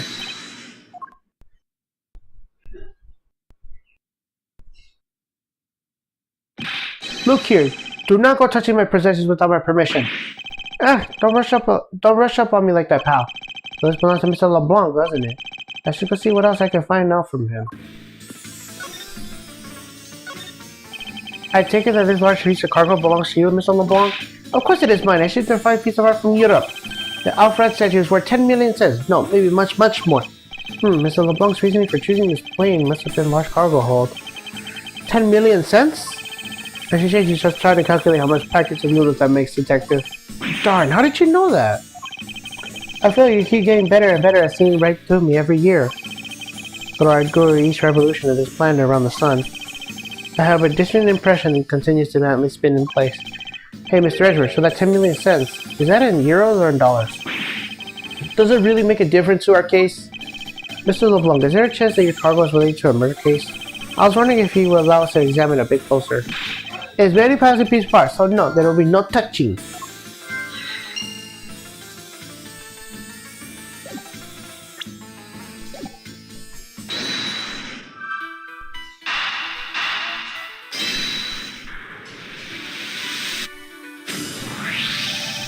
And Mr. LeBlanc has something to do with the smuggling ring, and it's possible this fake statue was brought on board as Ningfa, and I think I should question it a bit further.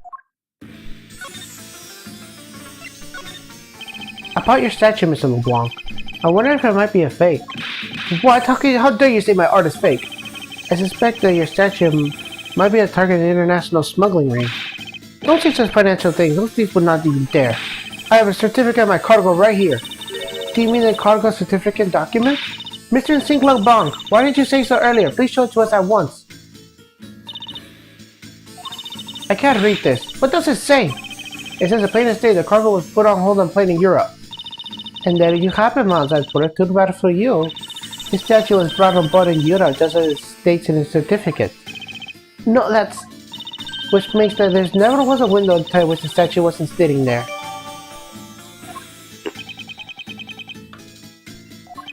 I respectfully disagree. We can't discuss the theory until we see the statue for myself. So then you can have your wish, look at yourself and see am I right. This? I know I've seen this before. This is the Alfred? It gives off the feeling of art. I can practically smell it. It has just high amount of historical value. After it was revealed in museums in Europe, I brought it to this country to exhibit it.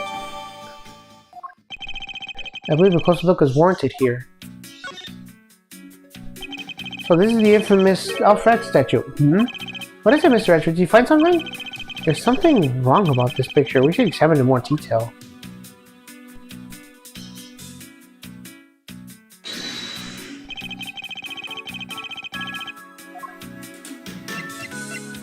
Eureka!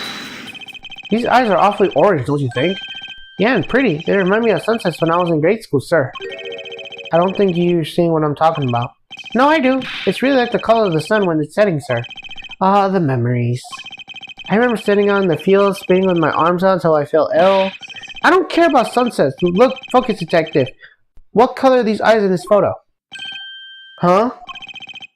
Ah, sir, they're red. As I thought, the statue is a fake. Mr. LeBlanc, what do you want? Do you know I'm a busy man? I allow you 2 seconds for your answer. The elf red. I suppose this is your pride and joy, is it not? It is the biggest trophy in all European ship. Do you know why I wanted to possess this statue? The trigger started 17 years ago.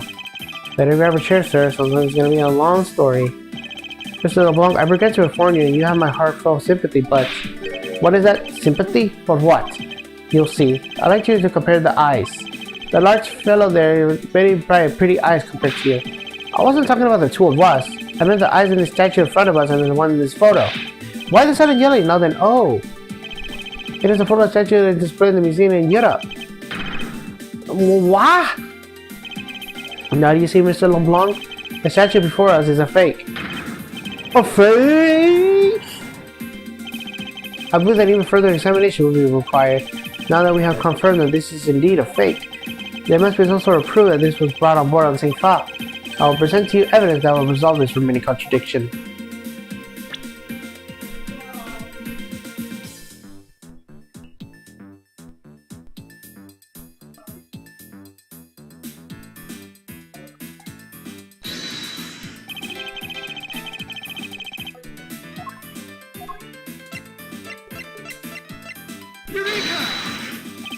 There's clearly a contradiction here. What are you going on about? It's just a simple case of a cargo cover getting stuck underneath another piece of cargo. Ah, that's not possible. But it is. It shouldn't be this way, but the statue is on top of the cloth. Supporting that a neighboring piece of cargo was all brought on board on St. Fa. There's no way that any part of it should wind up here under something from Europe. Which means that this fake statue was smuggled aboard on St. Fa. But then what about the cargo certificate? Let me ask it in return, what about Agent Hicks? Why did he come down here in the middle of the flight? There's only one reason why, to secure proof of the smuggling activity aboard this flight. So you say, but you don't believe he had to do that mid-flight? He could have just been easily interpreted all the cargo after the plane landed.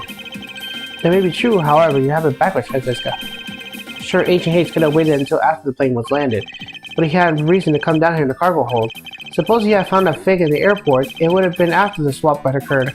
At the time, the suspicion would naturally fall upon the statue's owner. There would have been no way to prove that the statue was switched without his knowledge, which means there is someone involved who is forging and modifying cargo certificates.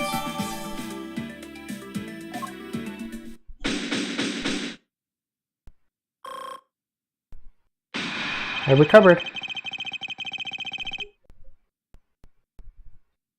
I guess the victim knew the real version of this was going to be nabbed, huh? Yes, while this photo could have been something more than a simple souvenir, it is in fact taken to use as a reference document later on. Next, Agent Hicks had to secure proof that the smuggling had taken place. He came down here to take a picture of the cargo hold. A rather empty one, and at that, right before the fake one could have been loaded onward. A photo of the hold missing a valuable piece of cargo would have been proof enough. After that, all he had to do was hold the St. Fa crew cargo and arrest the smuggler. Exactly. The only goes on proof of my theory. If the statue was not in the cargo hold during the Europe St. Fa leg of the trip, there would have been enough height to which Agent Hicks would have fallen to his death. Officer! Move the statue immediately. I want a thorough examination of the floor underneath. Now! Miss Von Karma, I'm ready to report my findings. Go on. After moving the elf red up statue out of the way, we detected the area under the luminol and there was a reaction. I see. There was a reaction in luminol. It indicated that there was blood on the spot. Can we start looking at it now, sirs? It would seem that my deductions were correct after all. I suppose it would appear that way. The culprit cleaned the blood up well. Now how do you think the killer did that? How did the killer clean up all the blood? Take that! The killer used the bloody cloth I found inside the suitcase to clean up the mess. I see. They had to need to clean up all the blood before the plane landed to St. Fa. Yes, because otherwise the cargo crew would have discovered it during the layover. So you guys are saying the murder happened before the plane landed to St. Fa? There's no other conceivable timeline for the events of the murder. But if that is true, then what throws a certain person's testimony into doubt? If the murder occurred before we landed in Xingfa, then this becomes highly suspect. Recall Miss Mule's testimony about Ancient Hayes regarding when we departed Xingfa. I saw Mr. Hayes sitting on the seat at 5 a.m., you know. She claims Ancient Hayes was alive at the time of the service calls, but that totally contradicts the facts, sir. But why would she lie about something like that? I think the only person who can answer that is Miss Mule herself. Alright.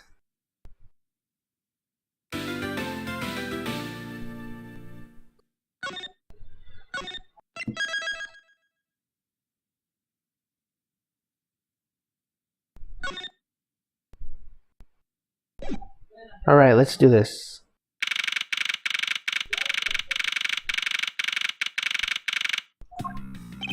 Miss Mule? Miss Mule? Huh? Do you recall what you said earlier? But when you answered some service calls when we were departing from Xingfa? Huh? You said that Mr. Hicks was sitting on the seat at the time. However, that is simply not possible, because Mr. Hicks was dead long before we ever reached down to Xingfa. Oh? Miss Camille? Maybe I didn't see what I thought I did? No one could make a mistake so large, Miss Mule. But I kind of make a boo-boo all the time. Ugh. This is going nowhere. There must be a better way to resolve this contradiction. Very well. Miss Mule, if you please tell me about your alibi during the time span. From just before we were landing on 3 a.m. to 6 a.m. When the body was discovered. Are you telling me I'm a suspect, Mr. Edgeworth?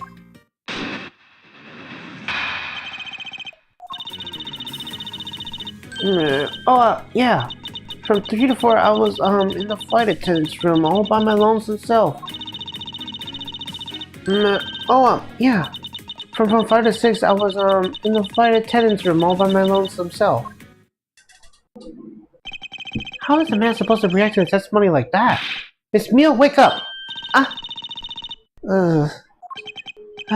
She fell asleep again. It looks like the only way I'm going to be able to wake her up is by pressing her.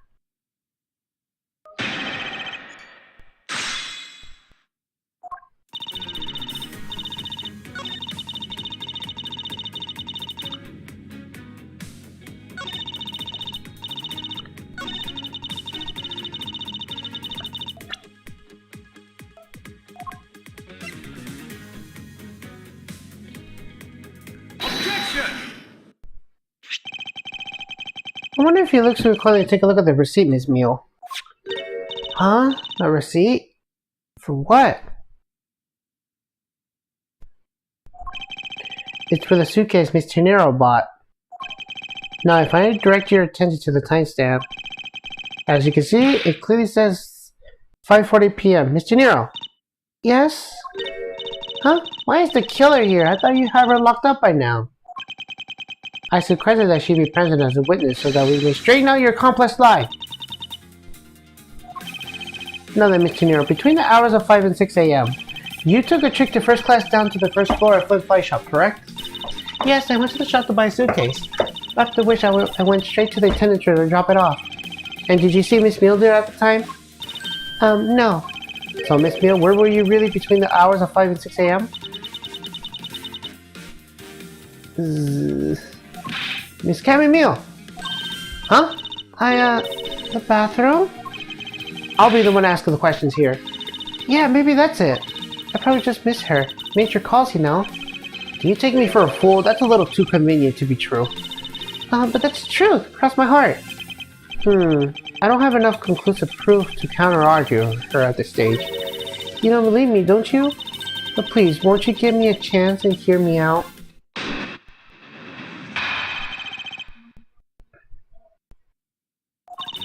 Look, I know you're suspecting me because I'm the one with the crew, but you think that maybe you should be able to suspect Miss Rhoda as well? She's the one in charge of the elevator key card in the shop, you know. If you ask me, that makes her super suspicious. Please leave Miss Tenero out of the conversation. Only you are the suspicious for now. I don't get it. Why are you covering for Miss Rhoda all of a sudden? Oh, now I get it. Maybe you got your eye on Miss Rhoda. Of course I'm keeping an eye on her. I can't very well let her escape, can I? Never mind. But you want to know something? Miss Rhoda actually kind of what? I have absolutely no interest in people who can't appreciate my sense of design. Now's not the time for this sort of talk.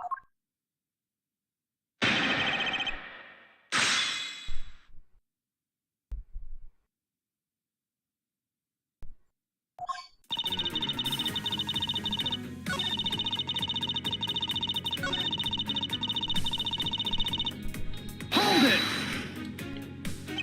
And what are you in charge of, Miss Meal? I take care of the attendance room. That doesn't count. Oh, but I spent so much time in there, it might as well be my responsibility. Mr. Edgeworth, Cammy's very talented in languages, so she assists passengers who may not speak English. Especially those who speak Borginian. She's the only one in this flight who is fluent. Oh, you mean that kind of what am I in charge of? Why didn't you say so in the first place? What else would I have meant? Yeah, well, I'm really good at Borginian. He's fluent in Borginian? Then I suppose you're in charge of possessing documents in Borginian?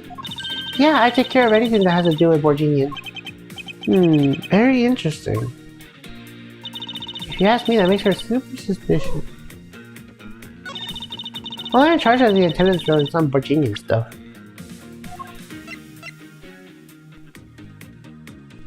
Objection! Objection!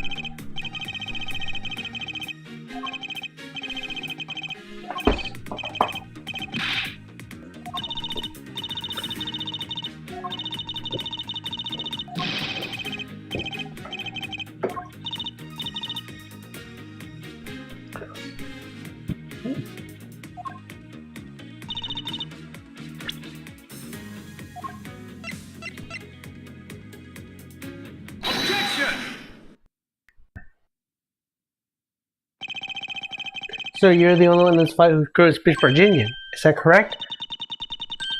Oh, yeah, I guess so. I studied abroad in Virginia for a while. If that's the case, then this signature on this document belongs to you, doesn't it? This is a falsified piece of documentation with only one purpose: to lead anyone who reads it to believe that Mr. LeBlanc's statue is loaded in Europe. The only person who could have either prepared or processed this document in Virginian is you, Miss Meal. Without your participation, the smuggling of Alfred would not occur. Don't sleep when I'm pointing my finger at you. Oh, I wouldn't dream of falling asleep on you, Mr. Edgeworth. It is exactly as you say. Are you confessing to have participated in the smuggling? No, far from it. It's true that I'm the one who signed off on that document, but you can't use that fact alone to make your allegation of smuggling stick. There's no direct correlation after all. All you have is my signature on a piece of paper. Really, all you did was sign it. I neglected to check if the cargo had been loaded in the plane properly. So I'm sorry about that. It seems like she's finally woken up. It's going to be one tough fight. Suppose, and this is just a suspicion, even if I was involved in the smuggling, you can't throw your charge of murder at me just like that. If you weren't involved in the smuggling, you would have been strong motive to kill. Agent Higgs was in the middle of an investigation regarding the smuggling ring, and just when he was about to close in, he killed by a member of that ring. Well, didn't you ever stop to think that maybe Rhoda is the smuggling ring leader member? After all, unlike me, Rhoda has access to many things in this plane for work purposes. So perhaps there is some element of that setup play in this case? What are you talking about? Don't worry, I wasn't talking about you. I meant the killer. First, it was myself, and now Miss Tenero who was under the microscope. Seems to me our killer is going to get great lengths to pin the crown on anyone they can. You have no proof that Rhoda's being set up or that she isn't. Actually, I believe she was indeed the intended target from the very beginning. I believe that's the plan, to push all the blame of the crime onto her. And the evidence will prove my suspicions. This proves that the killer was out to frame Miss Tenero from the very beginning. Take that! The killer would have hidden the body elsewhere and they chose the suitcase. Why is that? Perhaps it was to move the body up to the lower deck to the first floor. However, why go through all the trouble to do so?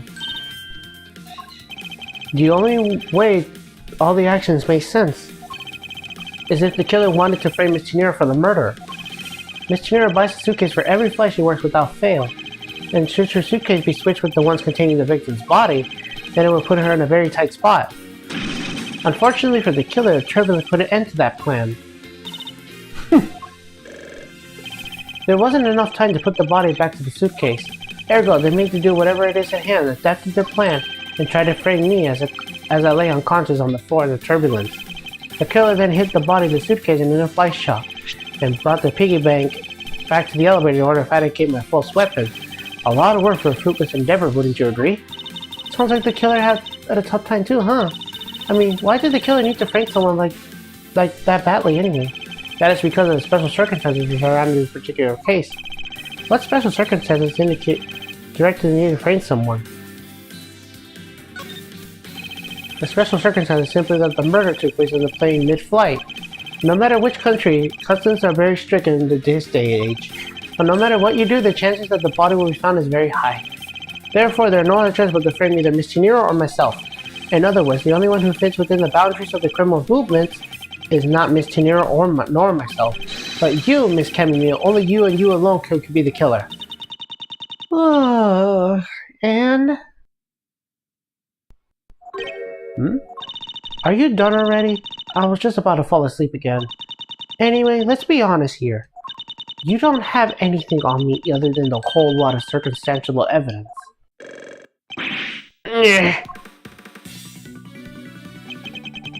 I can see the outline of how the murder occurred, but I have no definitive evidence.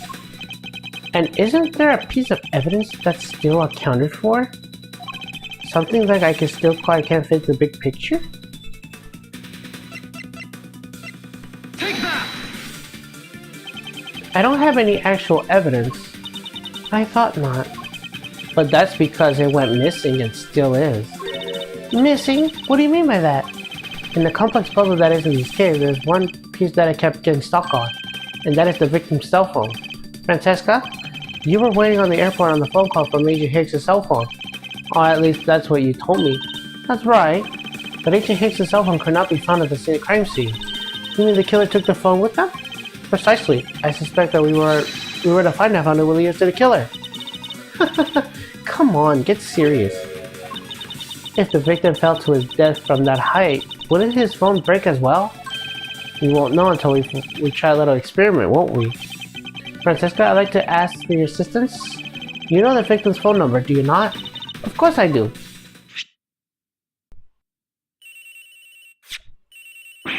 Agent Hicks' cell phone. It's ringing from somewhere, sir. I hear Detective Tom. Where is it coming from?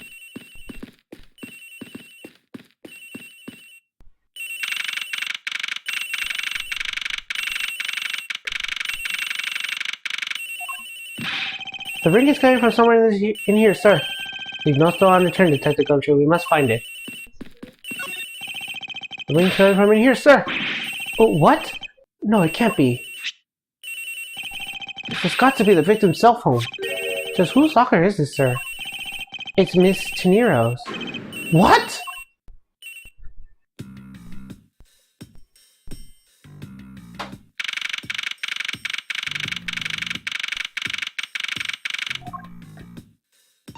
So, Mr. Edgeworth, how did it go? Where did you find the phone?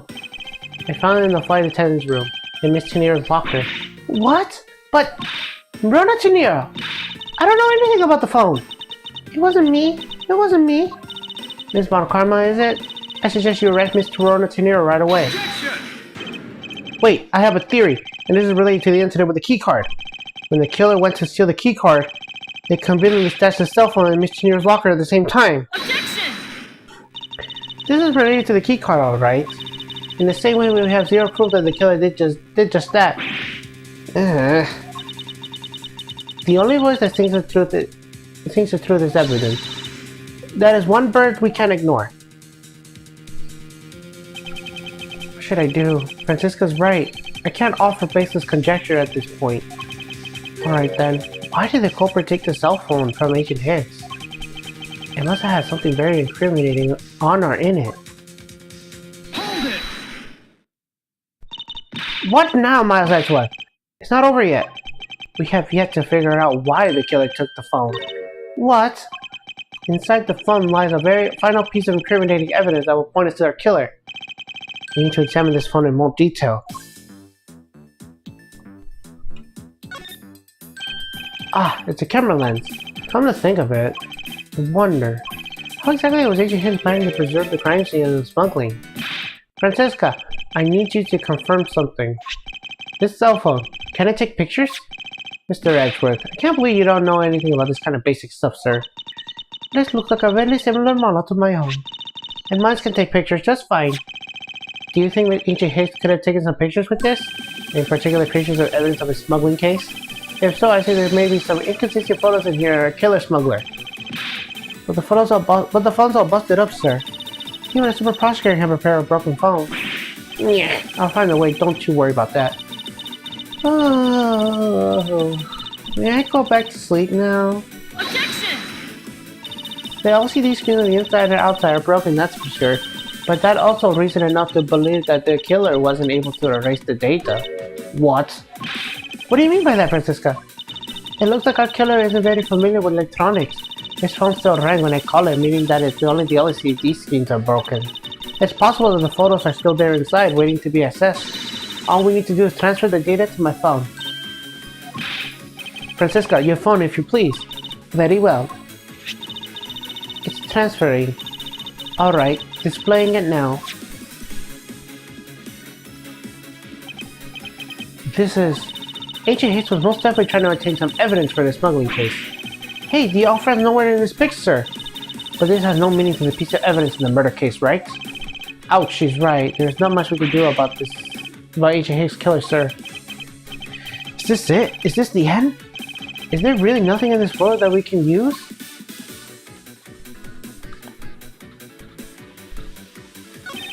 Boxes of bed sheets. They're still in the cargo hold though.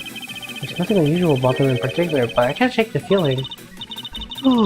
If you're just playing around, mind if I go home? Yes, I mind. What exactly is different between then and now?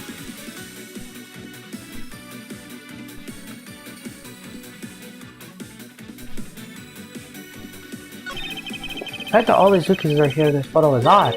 Agent Hicks was still alive at this time. What exactly so odd about suitcases that haven't been used yet over there in there? Yes, well, I was only pointing out things that are different between now and then. Draft topic ramblings have put this intended sleep yet again, Miles Edgeworth. Okay, sleepyhead here, a rude awakening, a definite objection and contradiction. The guardrail looks exactly the same as it does now. That rail is entirely too now. I even fell out to my death. However, I was saved by a miracle like word manner.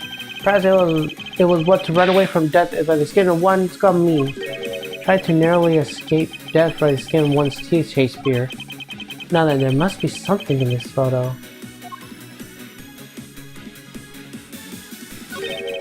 What's all this? Oh, they are a cargo ship from Borgigna to St. Fa. So the reason they weren't here now is because they were dropped off by St. Fa. Mr. LeBlanc, can you tell me the content of these boxes? Fortunately, there is no English reading on them anywhere. One cluster of fox is written in Virginian. It says, it is cloth in English. Cloth? Could it be? Is this where the killer... What? What is that scary face? Miss Meal. Yes? It appears that Agent Hicks was no ordinary investigator. He left us with a piece of evidence after all. A striking piece that'll point out his killer is... Ha! Maybe you shouldn't force your mistaken readings of a simple picture, Mr. Edgeworth. The Virginia cargo and this piece of evidence will point us straight to the killer. Take that! And what is that supposed to prove? The killer used this piece of cloth to wipe up the blood they have spilled. But there is one thing that bothered me this whole time. Where did it come from? And now I have finally found my answer to this very photo. The cargo hold was loaded St. Fa had cloth written on it. In Borginian, that is. And that is where the killer grabbed the piece from cleaning up with the blood with. That's right, the killer was someone who could read and understands Borginian. The only crew member that fits the description is you, Miss Chamomile. Ha! That's pretty flimsy. The killer probably searched through all the boxes looking for something to use. And when you're frantic, you don't care if it's a box in English and Borginian. Sorry, but I can't agree with your assessment of the killer's incriminating nature. What? There's no need for the killer to tear through boxes at random at all. If the killer supposedly could not comprehend Virginian, well then... Logically, the killer would have opened this box first. Take that!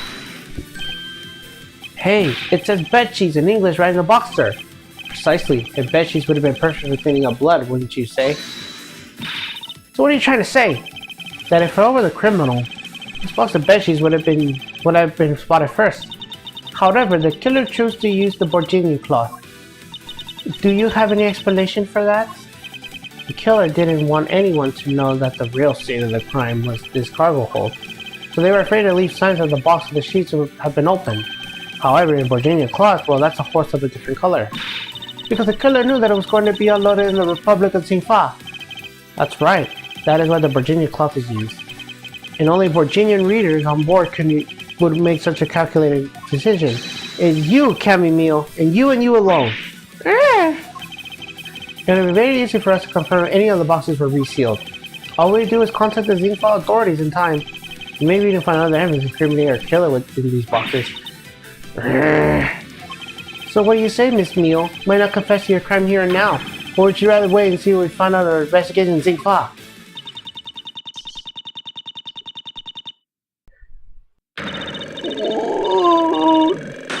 No.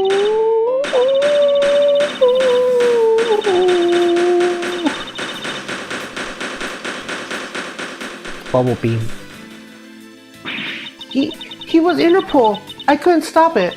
I brought him here. He started taking pictures. I couldn't be found out. I was scared. I was in trouble. I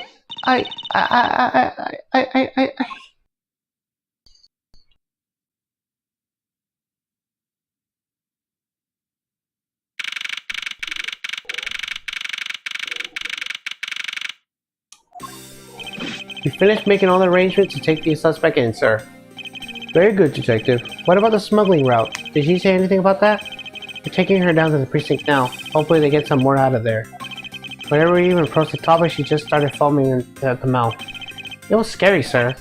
She probably wasn't prepared to commit a murder out of all of a sudden. One thing is for sure, the ring behind this whole mess means serious business. It looks like there's a lot more to this case than meets the eye. Mr. Edgeworth, I just wanted to say how much I appreciate everything you did. Thank you very much.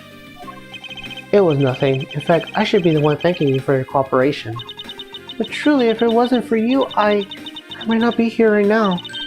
Then I could continue to serve our passengers as a flight attendant. I hope that, well, please accept this as a token of my appreciation. That's... I see. You don't have to take it if you don't want it. No, I mean, I would never turn down a lady's generous offer. Oh, thank you. I'm sure I will serve you well. And remember, we're here at Go You Airlines, so we're always ready to serve, Mr. Edgeworth. Thank you, I keep that in mind. Now I must bid you farewell. May all your skies be blue, no matter where you go.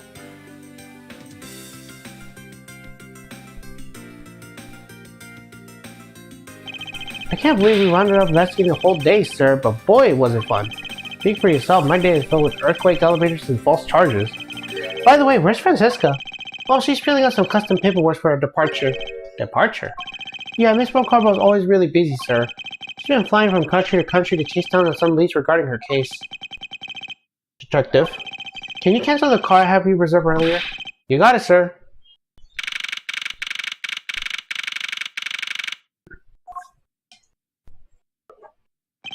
Francesca? I thought I told you when I first landed. I have no time to idle chatter. I have no intention of wasting your time, however, it's been a while since we last met. I also have no time for such familiar reminiscence. Just who do you think I am?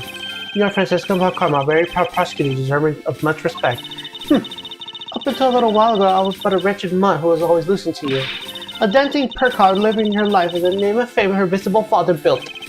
True, your father, Emperor Valcarma, didn't lose a single case for 40 years as a prosecutor. However, I wouldn't say he was invisible. What are you talking about? The group I am on trail is a little more troublesome than most. The smuggling route we found in time was only one silver in the big picture. Sounds like a dangerous assignment. You really don't have to worry. I can take care of myself. Yes, I suppose you can. Plus, there's another agent in this case with me. Oh, another agent. He is a starter among Interpol agents and has the highest successful arrest rate. Who knows, you may even run through him one day. I was simply caught up in this one case. I hardly see why we would cross paths. I suppose, but I doubt he will say the same. I'm not following you. You will understand soon enough. The fight has only just begun, Miles Edgeworth. I'll be back in this country soon enough. And when I am, you'll be sure to pay you back in full.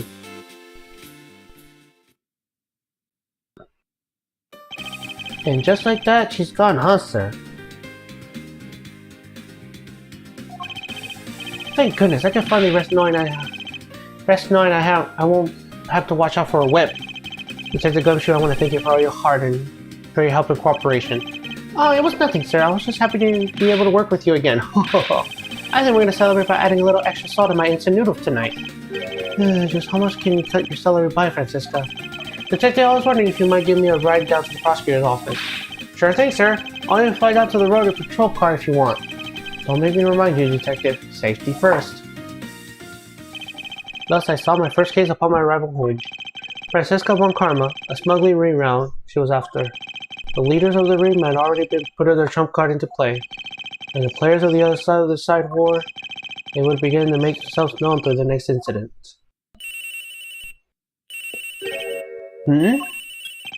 Edgeworth speaking. Ah, finally. I called who knows how many times earlier, but I couldn't get through. And you are... Oh, have you forgotten my voice, Miles, my boy? Mr. Amano? Ernest Amano, correct? Ah, so you do remember me. Of course, it's rather sudden, but I can't ask you this as somebody anyone else. It's been an incident, Miles. My son, he's been kidnapped. And with that, Turnabout Airlines is done.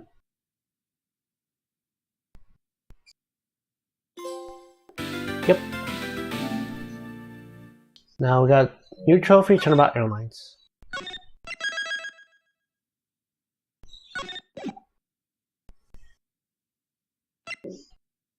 But that will be the end of the stream.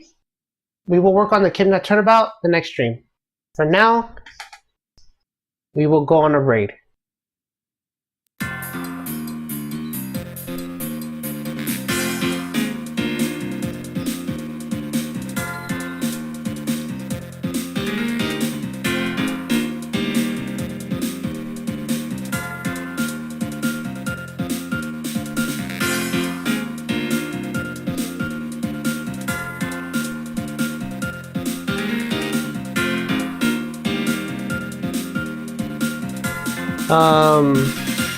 There's actually no raid target tonight. Can't find one. So, and with that, this is Robin Phoenix signing out. Peace.